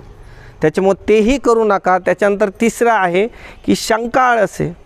शंका आळस म्हणजे असा की माणसाला असं वाटतं की ते होईल का नाही होईल. नामावर आपली तेवढी दृढ निष्ठा नसते, त्याच्यामध्ये शंका घ्यायचं आपलं चालूच आहे की नुसत्या नामस्मरणाने या गोष्टी साध्य होऊ शकतं का, भगवंताची प्राप्ती होऊ शकते का, हेही करू नका. आणि या सगळ्यातून जर सुटलो तर देह आळस आहे. देह आळस असा आहे की माणूस कशालाही आपण थोडं जर काही जागरण झालं, जर त्याला विचारलं का हो काल नव्हते, नाही ते काय झालं जरा अंगावर थकवा होता त्याच्यामुळे आम्ही काल येऊ नाही शकलो. म्हणजे थोड्याशा गोष्टींना लगेच काय होऊन जातं माणसाला.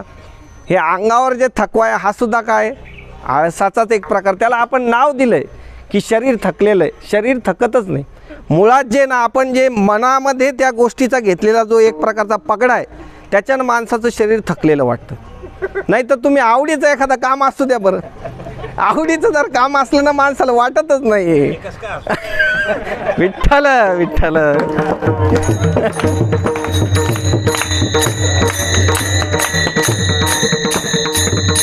सहज म्हणतो आपण जागणे आली. अरे जागणे आली म्हणजे तुम्ही विचार करा बरं. कदाचित समजा आज जर आपण जाहीर केलं असतं इथं की ज्या ज्या महिलांना ते पहिले 1,500 रुपये झालेले मंजूर बरं का, त्या लाडक्या बहिणींना जे आहे लाडकी लाडकी लाडकी लाडकी बहीण करून टाकायचं, म्हणजे त्या 1,500चा 15,000 हप्ता करायचं.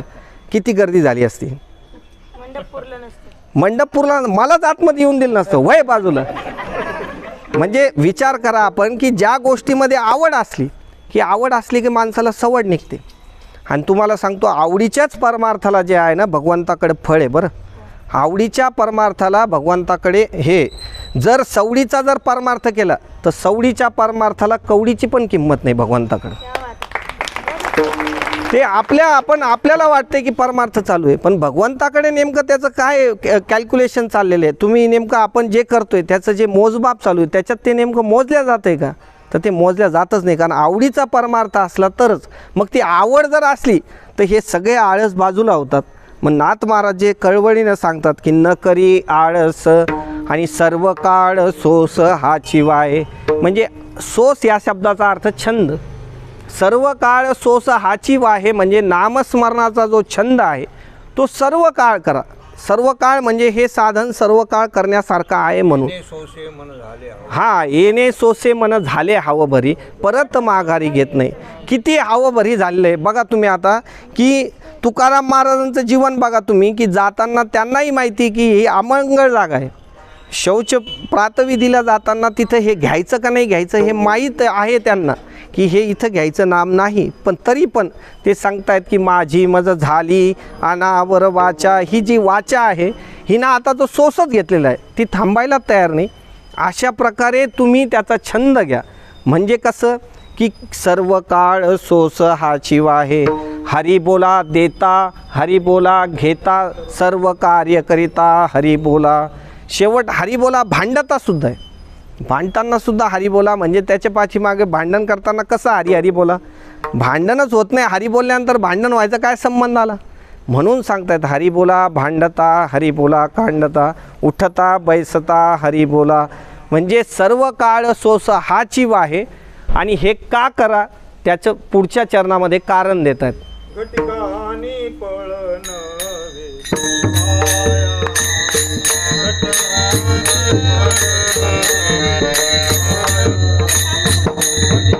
आणि पळन वेची माया,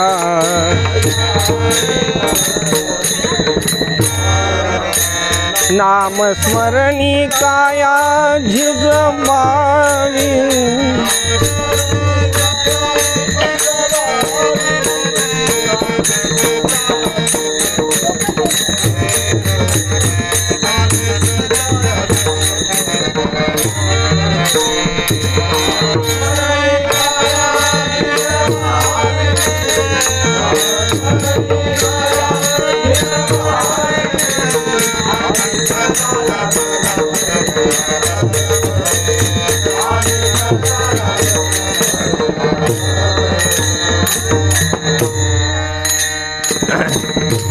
घटिका आणि पळन वेची वाया, नामस्मरणी काया झिजवावी. याच्याकरता त्वरा करा. त्वरा कशी करा की घटिका आणि पळ न वेची वाया. घटिका म्हणजे 24 मिनटं जे असतात त्याला घटिका म्हणतात. आणि पळ म्हणजे 24 सेकंदाचा असणारा काळ. एवढासुद्धा वाया घालू नका. कारण का आपण जे अगोदर बोलून गेलो, क्षणाचाही भरोसा नाही, क्षणभंगूर नाही भरोसा. म्हणून सांगता येत नाही की आपण या घटिकेला आहोत तर पुढच्या घटिकेला राहू न राहू, किंवा या पळाला आहोत पुढच्या पळामध्ये राहू या न राहू. त्याच्यामुळे घटिका आणि पळ न वेची वाया आणि नामस्मरणी काया झिजवावी. जसं आपण या सर्व परमार्थाकरता आपलं प्रपंचाकरता जसा देह झिजवतोय, कितीतरी बघा तुम्ही, आपण जर एकामेकाला जर विचारलं का हो लई थकल्यावानी दिसायले, थकलो म्हणे आता लई दिवसाचं चालू आहे, हे काम चालू ते काम चालू. ते करता करता बघा तुम्ही असा ताजा एखादा गुलाबासारखा असणारा जो चेहरा आहे तो एकदम जसं एखादं फूल सुकून जावं तसा चेहरा सुकून जातो माणसाचा. म्हणजे एवढी त्याच्यामध्ये आपण शरीराची झीज करून घेतो. ती जी झीज आहे ती तर शरीराची होणार आहे, पण मग ती इकडं करा. कुठे करा? नामस्मरणी काया झिजवावी. पुराणामध्ये बघा तुम्ही असे काया जी आहे किंवा शरीर जे झिजवण्याचं उदाहरण आहे, कितीतरी अशा तपश्चर्या ज्या केल्या त्या भगवंताच्या प्राप्तीकरता बघा. वाल्मिक महर्षींनी जी तपश्चर्या केलेली आहे त्याच्यामध्ये असं आहे की वाल्मिक महर्षींचे सगळं जे अंग आहे त्या अंगामध्ये एकही जागा अशी शिल्लक नाही राहिली जिथं वारूळ तयार नाही झालं. आणि मुंग्या ज्या आहेत त्या आतमध्ये लागलेल्या आहेत. पण वाल्मिक महर्षी जे सांगतायत ते असं सांगतायत की माझं सगळं तुम्ही खाऊन घ्या, पण हे जे 2 डोळे आहेत म्हणे एवढेच फक्त खाऊ नका. हे 2 डोळेच फक्त खाऊ नका. थोडं प्रयत्न.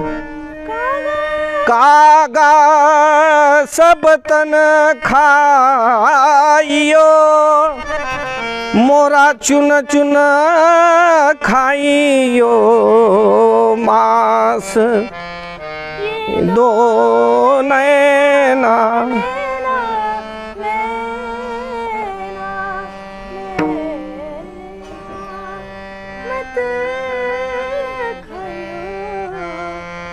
इनमें मोरे प्रभु मिलन की आस. बघा तुम्ही पूर्ण पूर्ण जे आहे माझं पूर्ण शरीर खाऊन टाका, म्हणजे या कायाला मला काही महत्त्व नाही, पण भगवंताचं दर्शन या डोळ्यानं झालं पाहिजे. मग फक्त इन नयन मे प्रभू मिलन कियास म्हणून तेवढं शिल्लक राहू द्या. हे असतं नामस्मरणी काया झिजवावी. प्रत्येक जणाचं बघा तुम्ही, ध्रुव बाळांची तपश्चर्या बघा. ध्रुव बाळांचं तर वय बघा 5 वर्षाचं वय, आणि तिथून ते जेव्हा निघून गेले, नारद महर्षींनी त्यांना उपदेश केला. नारद महर्षींनी जेव्हा सांगितलं तर ते पुढे गेलेत अरण्यामध्ये तपश्चर्या करायला. सुरुवातीचा जो 1 महिना आहे, ध्रुव बाळांनी फक्त आणि फक्त फळं वगैरे खाऊन तपश्चर्या केली. आणि त्याचे जे पुढचा 1 महिना आहे त्याच्यामध्ये 9 दिवसांनी 1 फळ खायचं आणि फक्त पाणी प्यायचं. म्हणजे 9 दिवसांनी 1 फळ खाऊन पाणी पिऊन पुढच्या महिन्यात तपश्चर्या केली. त्याच्या पुढच्या महिन्यामध्ये जे आहे फक्त पाणी भक्षण करून, म्हणजे फक्त पाणी प्यायचं तेवढ्यावर तपश्चर्या केली. त्याच्या पुढं जे आहे ते वाळलेले पान, आणि तिथून पुढं तेही सोडून दिलं. आणि त्याच्यानंतर असं म्हणतात की हा जो श्वासोश्वास आहे हा सुद्धा कितीतरी काळाकरता थांबून द्यायचे. बघा किती खडतर तपश्चर्या आहे. नामस्मरणी काया झिजवावी. आपल्याला एकादशीच्या दिवशीसुद्धा असं घडत नाही. 1 दिवससुद्धा आपल्याकडून शक्य नाही का असा उपवास होणं. पण मग कमीत कमी तोंडानं जर आपण नामस्मरण करत राहिलो तर ते पूर्ण जे शरीर आहे ते त्याच्याकडेच लागून जातं. यालाच म्हणतात नामस्मरणी काया झिजवावी. आणि पुढच्या चरणामध्ये सांगतायत प्रपंच परमार्थ करी कारे सारखा संसार पारखा करुणी सांडी. आपल्याला वेळ झालेला आहे त्याच्यामुळे एक 10 मिनटं आपल्याला फक्त बाकी आहेत. प्रपंच आणि परमार्थ जो आहे ना तो तुम्ही लक्षात घ्या की प्रपंचाचं स्वरूप कसं आहे आणि परमार्थाचं स्वरूप काय आहे हे एकदा ओळखून घ्या. प्रपंच परमार्थ करी कार्य सारखा. सर्वजण जे आहेत ते प्रपंच असा करतायत, एवढ्या ज्याला म्हणतो निष्ठेनं प्रपंच करतायत, आणि परमार्थाकडे त्यांच्याकडे वेळच नाही. सायास करीसी प्रपंच दिननिशी हरिसी न भजसी कवण्या गुणे. नाथ महाराजांकडे एक व्यक्ती आली आणि नाथ महाराजांचे नित्यानं प्रवचन वगैरे ऐकायची. त्यावेळेस त्याला असं वाटायला लागलं, मग काय महाराज तुमच्या बोलण्याहून प्रपंच सोडून द्यायचा का? नाथांनी असं सांगितलं, प्रपंच सोडून द्यायचा हे मी तुला कसं सांगणार, कारण माझ्याही मागे प्रपंच आहे. पण नेमकं त्याला वेळ किती द्यायचा ह्याचंही काही गणित आहे ना. किती वेळ द्यायला पाहिजे. प्रपंच परमार्थ करी कार्यासारखा म्हणजे दोन्ही जे एकसारखंच आहे असं कसं तुझ्या लक्षात येतं. संसार पारखा करून सांडी म्हणजे ओळखून घे की हा प्रपंच जो आहे तो लटिका व्यवहार सर्व हा संसार हा खोटा असणारा आहे. याच्याकरता एवढा वेळ देऊ नको. जेवढं तुला जास्तीत जास्त वेळ देता येईल तो परमार्थ करता दे. प्रपंचाला आपल्या कर्तव्याला आलेले जे कर्म आहेत ते करत राहणे. परमार्थ साधावा त्याच्यामध्ये राहा. पण तो जो आहे ते दोन्ही सारखा आहे असं समजू नको. ज्याला आपण म्हणतो सारा सार विचार करा उठा उठी नाम धरा कंठी विठोबाचे. नेमकं सार काय आहे आणि आसार काय हे लक्षात घ्या की प्रपंच जो आहे तो आसार आहे आणि परमार्थ जो आहे तो सार आहे. म्हणून दोघांना सारखं न समजता ह्याच्यातून संसार वेगळा करा. संसार पारखा करुणी सांडी. आणि पुढच्या चरणामध्ये माईक हे धन इष्टमित्र सखे अंतकाळी पारखे अवघे चोर. ज्याच्याकरता एवढ्या निष्ठेनं हे सगळा आपला प्रपंच चाललेला आहे. लक्षात ठेवा या सगळ्या गोष्टी खोट्या आहेत. नुसतं लटिका व्यवहार सर्व हा संसार म्हणून होणार नाही. बाबांच्या मुखातून आपण कितीतरी वेळा ऐकतोय पण अजूनसुद्धा आपल्याला वाटायला तयार नाही की खरंच लटिका आहे म्हणून, खरंच खोटं आहे म्हणून. त्याच्या ज्या परीक्षा जेव्हा येतात ना त्या गोष्टीच्या तेव्हा लक्षात येतं की माईक हे धनसुद्धा खोटं आहे. कसं खोटं आहे? कारण ते कामाला येणारं नाही नंतर. त्या कोणत्याही गोष्टी ज्या त्या फक्त एवढ्या शरीरापुरतं आहे, पण पुढची जी योजना आहे त्याच्याकरता ते काहीच कामाचं नाही. आपण जे म्हणतो की त्या धनाची नेमकी परीक्षा घ्यायचा जो कालावधी होता ना तो कोरोनाच्या वेळेस होता. बघा कोरोनाच्या वेळेस ॲडमिट जर एखादा झाला तर त्यांना 10 लाखाची बॅग असो नाही तर 20 लाखाची बॅग असो, डॉक्टर लोक कुठून तपासायचे? चल दूर उभा आहे तिथून तपासणार त्याला जवळसुद्धा नाही. ते सगळं किट घालून त्याला तपासत होते. ते धन तर तिथं द्यायला ते तयार होते ना. पण तरीसुद्धा जे आहे बरं ते धन जे आहे एवढं मोठं धन जरी असलं तरी धनवान व्यक्ती वाचू शकले का स्वतःला? ज्यांचा नंबर लागला त्यांचा लागलाच. एखाद्या वेळेस एखादा सरकारी हॉस्पिटलमधला वाचून गेला आणि एखादा प्रायव्हेटमधला गेला. म्हणजे माईक हे धन इष्ट मित्र सखे हे सगळेच्या सगळेजण जे आहेत ना हे फक्त आपल्या ह्याच्यावर टपलेले आहेत. अंतकाळी पारखे अवघे चोर. अंतकाळाच्या वेळेस जे आहे ना ते कोणीच कोणाच्या कामाला येणारं नाही. इवन अंतकाळाच्याच वेळेस नाही, परंतु जर तुम्ही बघितलं तर जिवंत जरी असला आणि तो जर नेमका मेला तर त्यावेळेससुद्धा जे आहे ना सगळे लोक लगेच 2 मिनिटात आपल्या स्वार्थाच्या गोष्टी करू लागतात. अहिल्याबाई होळकर जे आहेत ना त्यांनी एकदा एक मोठं जेवण दिलं होतं, गाव जेवण दिलं, काही लोकांना बोलवलं, काही चांगल्या मंडळी होत्या, त्या सगळ्यांना असं सांगितलं की जेवण द्यायचं आहे आणि जिलेबीचा बेत केला. खूप असं मनापासून चांगल्या जिलेबी अशा आपल्या ज्याला आपण म्हणतो बारीक, ज्या असं तोंडात टाकल्यानंतर आज काही फार वर्णन करण्याचं काम नाही, पण तुम्ही लक्षात घ्या सगळ्यांना तुम्हाला माहिती आहे जिलेबी कशी असते. त्या जिलेबीचं जेवण ठेवलं आणि सगळ्यांनी जे आहे ते यथेच्छ ताव मारला. काही काही जे लोक होते असे पार लगे असे आपल्या ढेरी खालून असे हात घालून दिसायलासुद्धा तयार नाही, त्या पत्रावर अशी ढेरी आलेली आणि तिथून असे हात घालून जिलेबी खाल्ल्या. सगळं झालं त्याच्यानंतर जे आता स्वतः अहिल्याबाई ज्या आहेत त्या स्वतः आल्यात मागच्या आग्रहाला. त्यांनी असं सांगितलं की सगळ्यांना अजून वाढा. आता सगळे म्हणायला लागले आता एक जिलेबी खायला चान्स नाही. त्यांनी आज सांगितलं की तू काही करू नको, आता असं सगळ्यांना सांगा प्रधानजी की जो आता एक जिलेबी खाईल त्याला 1 एकर बागायती शेती मिळेल. झालं. आता असं सांगितल्यानंतर जे माणसाला आता एवढं मोठं जेव्हा समोर एखादा प्रसंग येतो तर माणूस येतोच ना, त्याला वाटतं जाऊ द्या काय फरक पडेल, एक दिवस पोट बिघडेल पण बागायतदार होऊन जाऊ. खाल्ल्या काही जणांनी 5-50 जिलेब्या खाल्ल्या. एक जणाचं तर असं कुठून त्या लक्षातसुद्धा यायला त्याने एवढी मोठी ढेरी समोर आली. बाबा कीर्तनात बऱ्याच वेळा सांगत असतात ढेरीवाल्याला एक विशेष फायदा असतो, तो जरा असं समोर गेला ना भिंतीला त्याचं डोकं फुटत नाही, कारण समोर एअर बॅग असते. मग ते तशी एअर बॅगवाले बरेच म्हातारे होते तिथं, खाल्ल्या सगळ्यांनी जिलेब्या. पण त्याच्यातलं एकानं जे आहे ना, एकानं असं केलं की खाता खाता खाता खाता 50 जिलेब्या खाल्ल्या. मग त्याला ते काही केला उठतासुद्धा येईना. मग 2-4 लोकांनी आपलं बळचंच असं उठवलं दोघांनी बिगलेत हात घालून अशी पुढं धक्क्याला गाडी लावून दिली. फक्त जा आता पुढं जाताल घरापर्यंत. कसा बसा घरापर्यंत आल्याबरोबर जे आहे त्यानं आता शेवटी ज्याला म्हणतो अन्न तारी अन्न मारी, ते जर जास्त झालं तर तेही तुमच्या काही कामाचं नाही. जसा घरी गेला तसं कसं तरी व्हायला लागलं, लगेच एक उलटी झाली, लगेच तिथं संपला, मेल्यानंतर जे लगेच रडारड सुरू झाली. घरामध्ये सगळेजण रडायला लागले, ती सुनबाई रडायला लागली, बायको रडायला लागली, मुलगा रडायला लागला. बायकोनं लगेच सूर लावला, आत्ता तर बसून खायचे दिवस आले होते. माहिती आहे का, उभ्यानं खात नव्हता, पण ते झालं त्याचं सुरू. ते तसं ते जसं बुफेमध्ये खातात बाबा म्हणले, पण ते असं म्हातारं होतं बाबा की बुफेत बी त्याला चान्स नव्हता, त्याला बसल्याशिवाय पर्यायच नव्हता. मग ते बुफेमध्येही न खाणारा बसूनच खात होतं, कारण ते समोरचं जे सगळं नगारा घेऊन चालायचं तरी कसं. मग आता जे आहे आता त्याचं लगे पार प्राण गेला. जसा मेला हे सगळी रडारड सुरू झाली आणि जे आहे ते मुलगा खूपच लहान मुलगा मोठ्यानं रडायला लागला. सगळ्याला असं वाटलं खूपच मोठं प्रेम असेल. सगळेजण विचारायला लागले अरे नेमकं काय झालं. म्हणे झालं असं म्हणे काही हरकत नाही म्हणे, आता खाऊन गेले म्हणे, गेले तर गेले पण कमीत कमी मग 100 जिलेब्या खाल्ल्या असत्या तर आमच्या कामाला तरी आले असते. दोघी भावाला 50-50 एकर तर भेटले असते. म्हणजे आता विचार करा की आता समोर जे आहे ते वडील गेलेलेत तरीसुद्धा ह्याचं रडणं कशा करताय.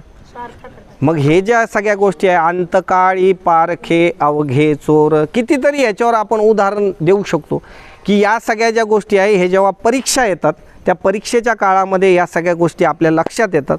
आणि चोर का म्हटलेलं आहे त्याचं कारण असं की चोराची जी कृती असते ती कशी असते, ज्यावेळेस मालक झोपलेला असतो त्यावेळेस तो तिथं चोरी करून जातो.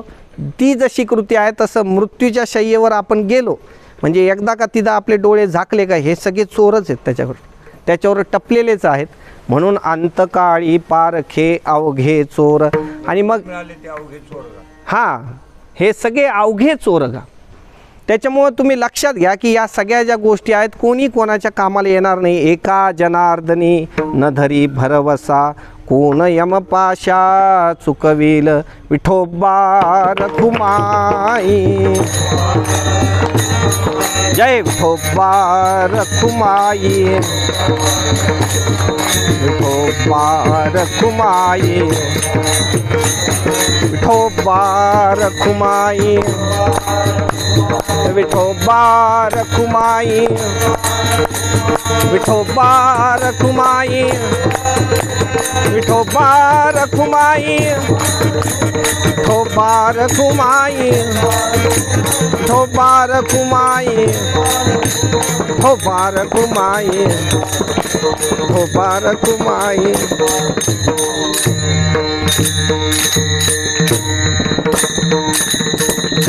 एका जनार्दनी न धरी भरवसा कोण यमपाशा चुकविल. या सगळ्या ज्या गोष्टी आहेत ना ह्या तुम्ही लक्षात घ्या की कोणाचाही भरोसा करू नका, कारण हे सगळे खोटे आहेत. धन खोटं आहे. माईक हे धन इष्टमित्र सखे कोणीही आपल्याकरता पुढे येणार नाही. जे काही कामाला येणार आहे ते फक्त भगवानच ह्याच्यातून सोडवणार आहेत. दुःखाची जनिती नाही आदी अंती अवसानी. या सगळ्या गोष्टी इथलच्या इथंच राहणार आहे. धनानी भूमो पश्वश्च गोष्टे भार्या ग्रहद्वारे जनस्मशाने देहश्चितायां परलोकमार्गे कर्मानुगो गच्छति जीव एकाहा. हां, या सगळ्या ज्या गोष्टी आहेत या लक्षात घ्या की हे सगळं इथलच्या इथं राहणार आहे. ह्या कोणत्याही गोष्टी कामाला येणार नाही. आपल्याला जे आहे आपल्याला यमपाशातून सोडवण्याकरता फक्त आणि फक्त भगवानच धावून येणार आहेत. साथी है मित्र जल बिंदु पान तक अर्धांगिनी बढ़ेगी तो केवल मकान तक. परिवार के सब लोग चलेंगे स्मशान तक. बेटा भी हक निभाएगा तो अग्निदान तक. इससे तो आगे भजन ही है साथी. हरि के भजन बिन अकेला रहेगा. इससे तो आगे भजन ही है साथी. हरि के भजन बिन अकेला रहेगा. या सगळ्या यमपाशातून सोडवणारे भगवान आहेत. म्हणून कोण यमपाशा चुकविल या सगळ्या गोष्टीला लक्षात घ्यायचं आणि मग दुसरं काही नाही करायचं. अनिक सायास न करी आळस सर्व काळ सोस हाची वाहे. सर्व काळ जे आहे ते भगवंताचंच नामस्मरण करायचं, भगवंताचंच कीर्तन करायचं. ज्ञानेश्वर माऊली महाराज ज्ञानेश्वर माऊली ज्ञानेश्वर ज्ञानेश्वर ज्ञानेश्वर माऊली ज्ञानेश्वर ज्ञानेश्वर ज्ञानेश्वर माऊली महाराज ज्ञानेश्वर माऊली.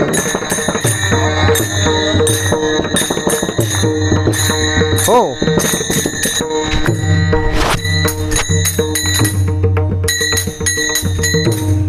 नरदेहा येऊनी करावे कीर्तन वाचे नाम स्मरण विठ्ठलाचे. आणि कसायास न करी आळस सर्व काळ सोस हाची वाहे. घटिका आणि पळनवेची वाया नामस्मरणी काया झिजवावी. प्रपंच परमार्थ करी कारे सारखा संसार पारखा करुणी सांडी. माईक हे धन इष्टमित्र सखे अंतकाळी पारखे अवघे चोर. एका जनार्दनी न धरी भरवसा कोण यमपाशा चुकविल. या सर्व अभंगाचा यथामती यथावकाश अर्थ सांगण्याचा मी प्रयत्न केला. तसं हे जे विषय आहेत हे सगळे आपल्या नित्यकथेत होणारेच विषय आहेत. ज्याला आपण म्हणावं की एक पेपर फोडायचाच प्रकार आहे.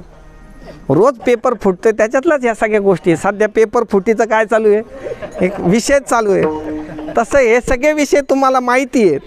पण जसं मी तुम्हाला सांगितलं की आपली अशी प्रकृती झाली की आपण ऐकताना खूप तन्मयतेनं ऐकतो, उठल्यावर विसरून जातो म्हणून आपण परत ऐकतो.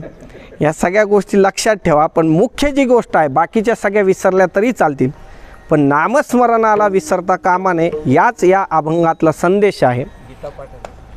हो, आजचा जो गीतापाठ आहे जो आपण दरवेळेस घेत असतो तो आजच्या दिवस जो आहे कथेची वेळ संध्याकाळी असल्यामुळे सर्वांनी आपापल्या घरी गीतापाठ घ्यायचा आहे.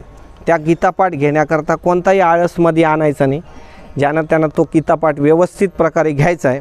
असो झालेली जी सेवा आहे ती भगवंताच्या चरणी अर्पण करून साधू संतांच्या सद्गुरुनाथांच्या चरणी अर्पण करून आपण आपल्या सेवेला पूर्णविराम देऊ. विठ्ठल जय जय विठ्ठल,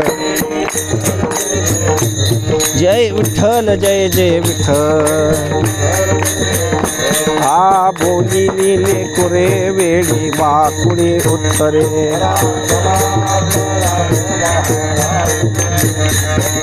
नाही विचारिला अधिकार मी आपुला. तुका म्हणे ज्ञानेश्वरा राखा पाया पैकी करा.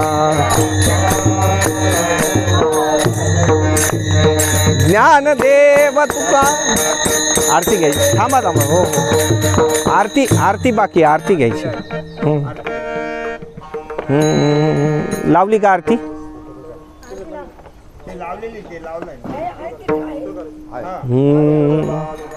वार्ता विघ्नाची नुर्वी पूर्वी प्रेम कृपा देवाची. सर्वांगी सुंदर उठशेंदुराची, कंठी झळके माळ गळा शोभे माळ मुक्ता फळाची. जय देव जय मंगलमूर्ती हो श्री मंगलमूर्ती. दर्शन मात्रे मन स्मरणे मात्रे मन कामना पूर्ती.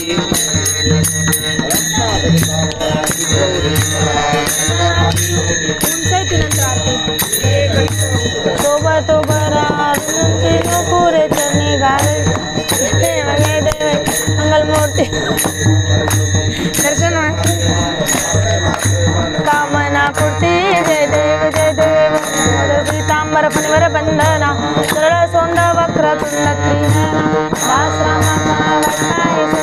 संकटी पावावे रक्षा सुरवंदना. जय देव जय मंगलमूर्ती हो श्री मंगलमूर्ती. दर्शन माझे मन श्री माझे मन कामना पूर्ती. विटेवरी उभा वामांगी रघुमाई दिस दिव्य शोभा. कुंडलिकाच्या पेटी पर ब्रह्मा आले, त्यांनी वाही भीमा उद्धरी जगा. जय देव जय देव जय पांडुरंगा हो पांडुरंगा. रुक्माई वल्लभ राईच्या वल्लभ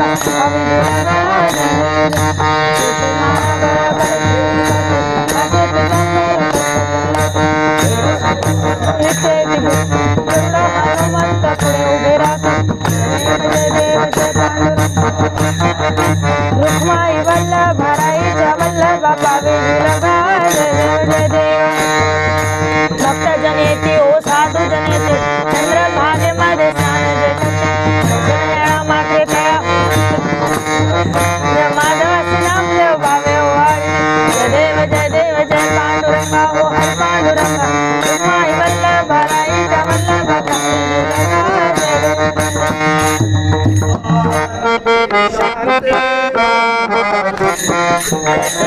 भगवान बाबाजी.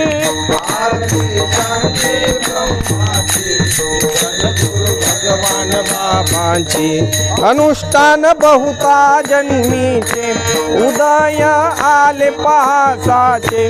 सूर्य सममुख मंगळाचे, तेज हो भगवान बाबाचे.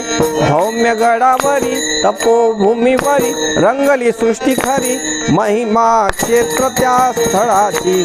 सद्गुरु भगवान बाबाची आरती शांती ब्रह्माची. सद्गुरु भगवान बाबाची पुण्य फळाले, जीवनी सद्गुरु भेटले. दोन्ही कर मस्तक ठेविले, कीर्ती ज्ञान दीप उजळले. माची पूर्ण तेजाची पूर्ण दये, झाली कृपा बंकट स्वामीची. सद्गुरु भगवान बाबाची आरती शांती ब्रह्माची.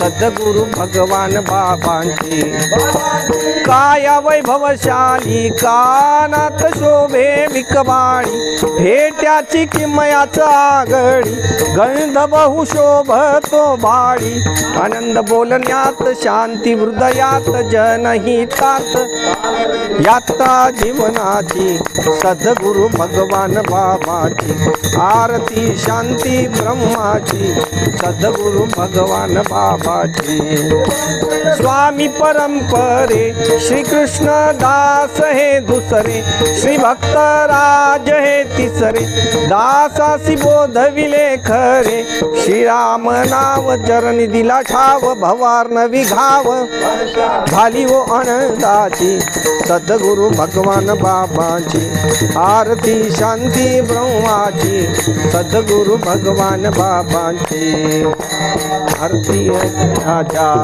महाकैवल्य तेजा सेविती साधू संत मन वेधिला माझा आरती ज्ञान राजा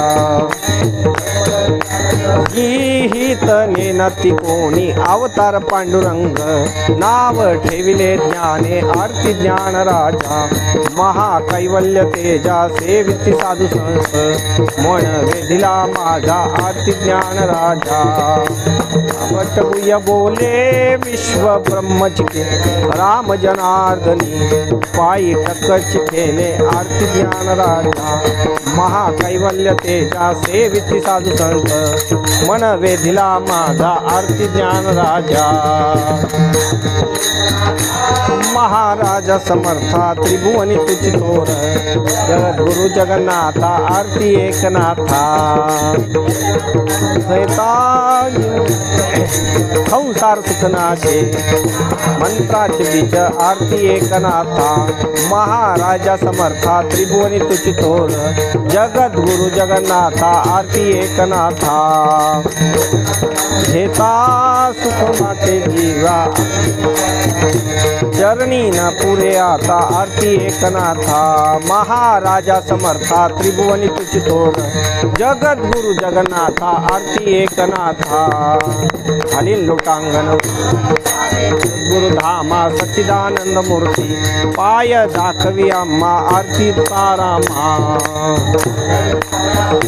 पाषाण तारिले तैसी तुको बाशे अभंग रखिले आरती एकनाथ धामा सच्चिदानंद मूर्ती पाय दाखवी आम्हा आरती तुकारामा तुलनेसी ब्रह्म तुकासी आले मनोनी रामेश्वरी चरणी मस्तक ठेले आरती तुकारामा स्वामी सद्गुरु धामा सच्चिदानंद मूर्ती पाय दाखवी आम्हा आरती तुकारामा आणि लोटांगण वंदीन चरण डोळ्यान पायीन रूप तुझे प्रेमे अलंगिन आनंदे पूजेन भावे ओवाळीन मने नाम ठल रखमा विठोबा रखमा ठल रखमा विठोबा रखमा माझी आस जन्मोजन्मी तुझा दास पंढरीचा वार करी वारी चुकून चंद्रभागी स्नान